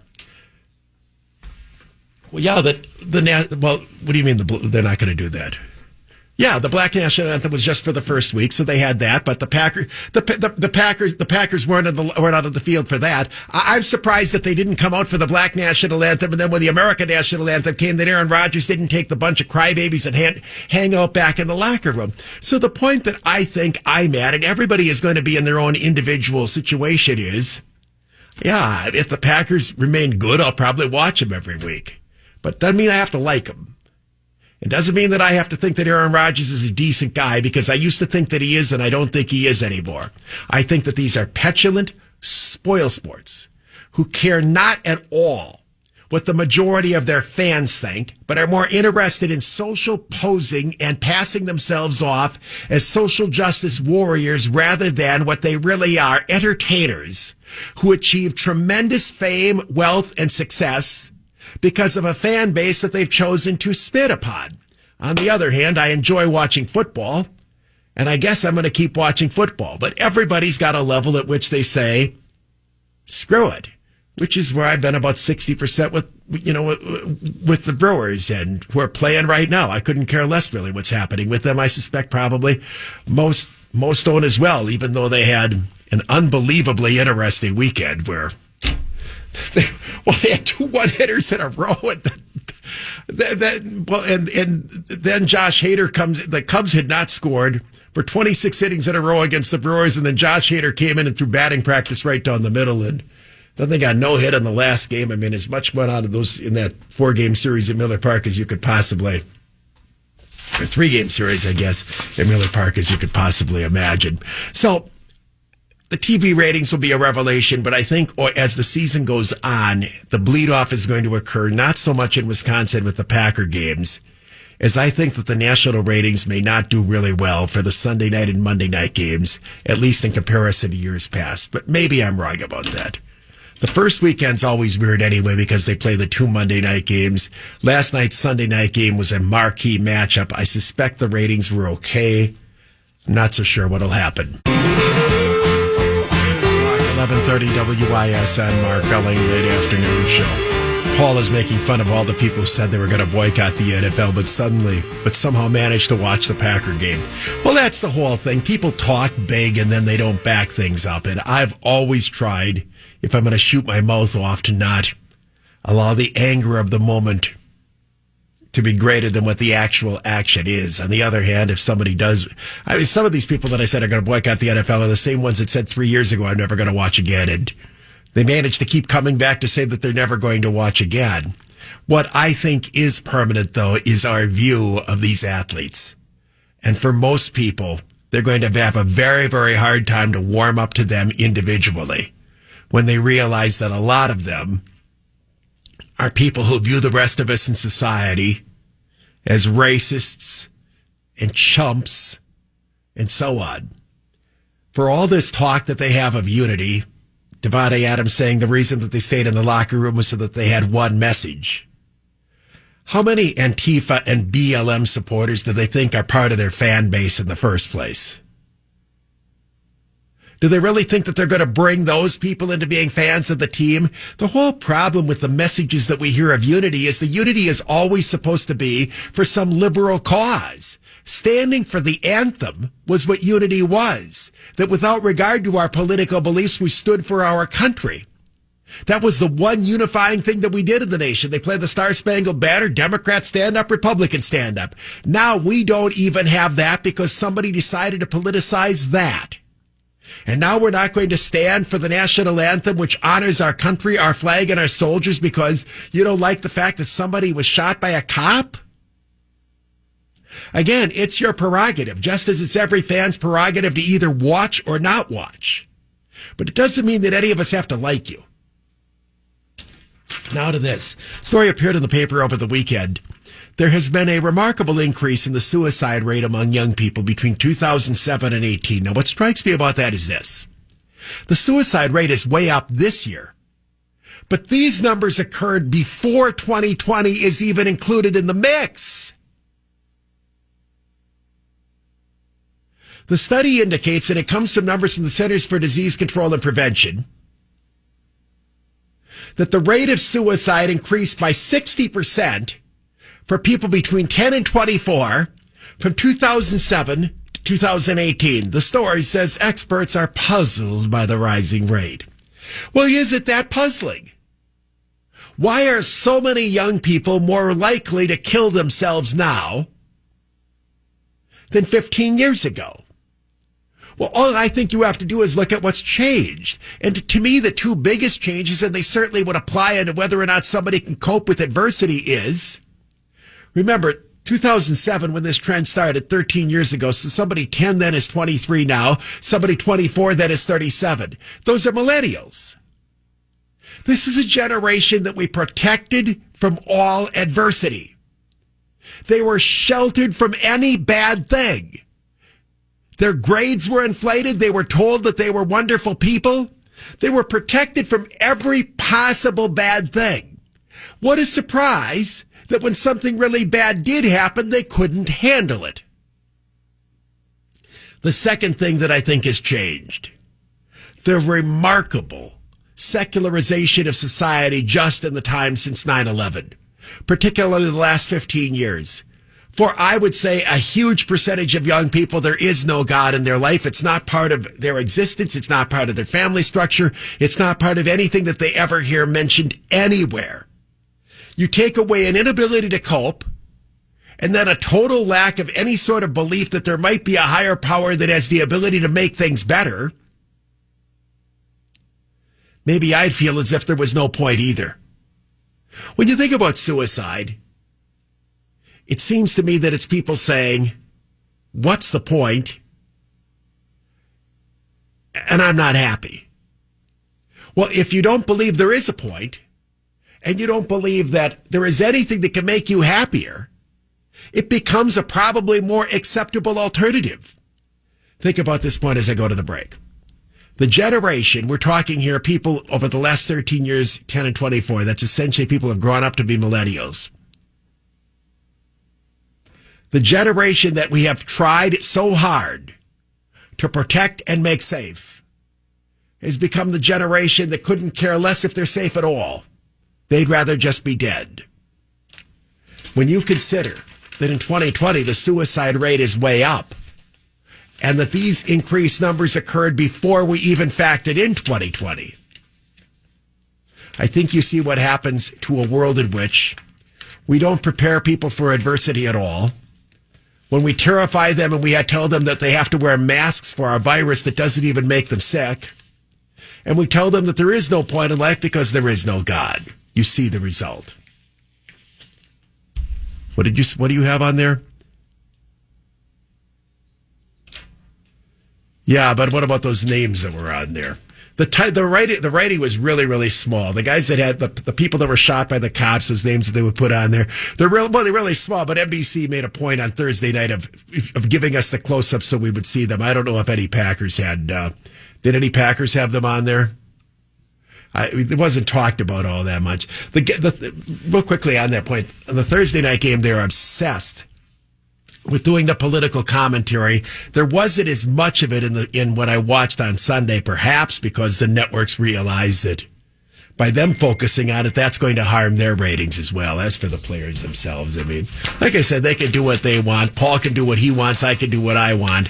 Whether I watch it or not, however, it has permanently changed my view as to whether or not I have much respect for them, because at the moment, as a collective group, I don't.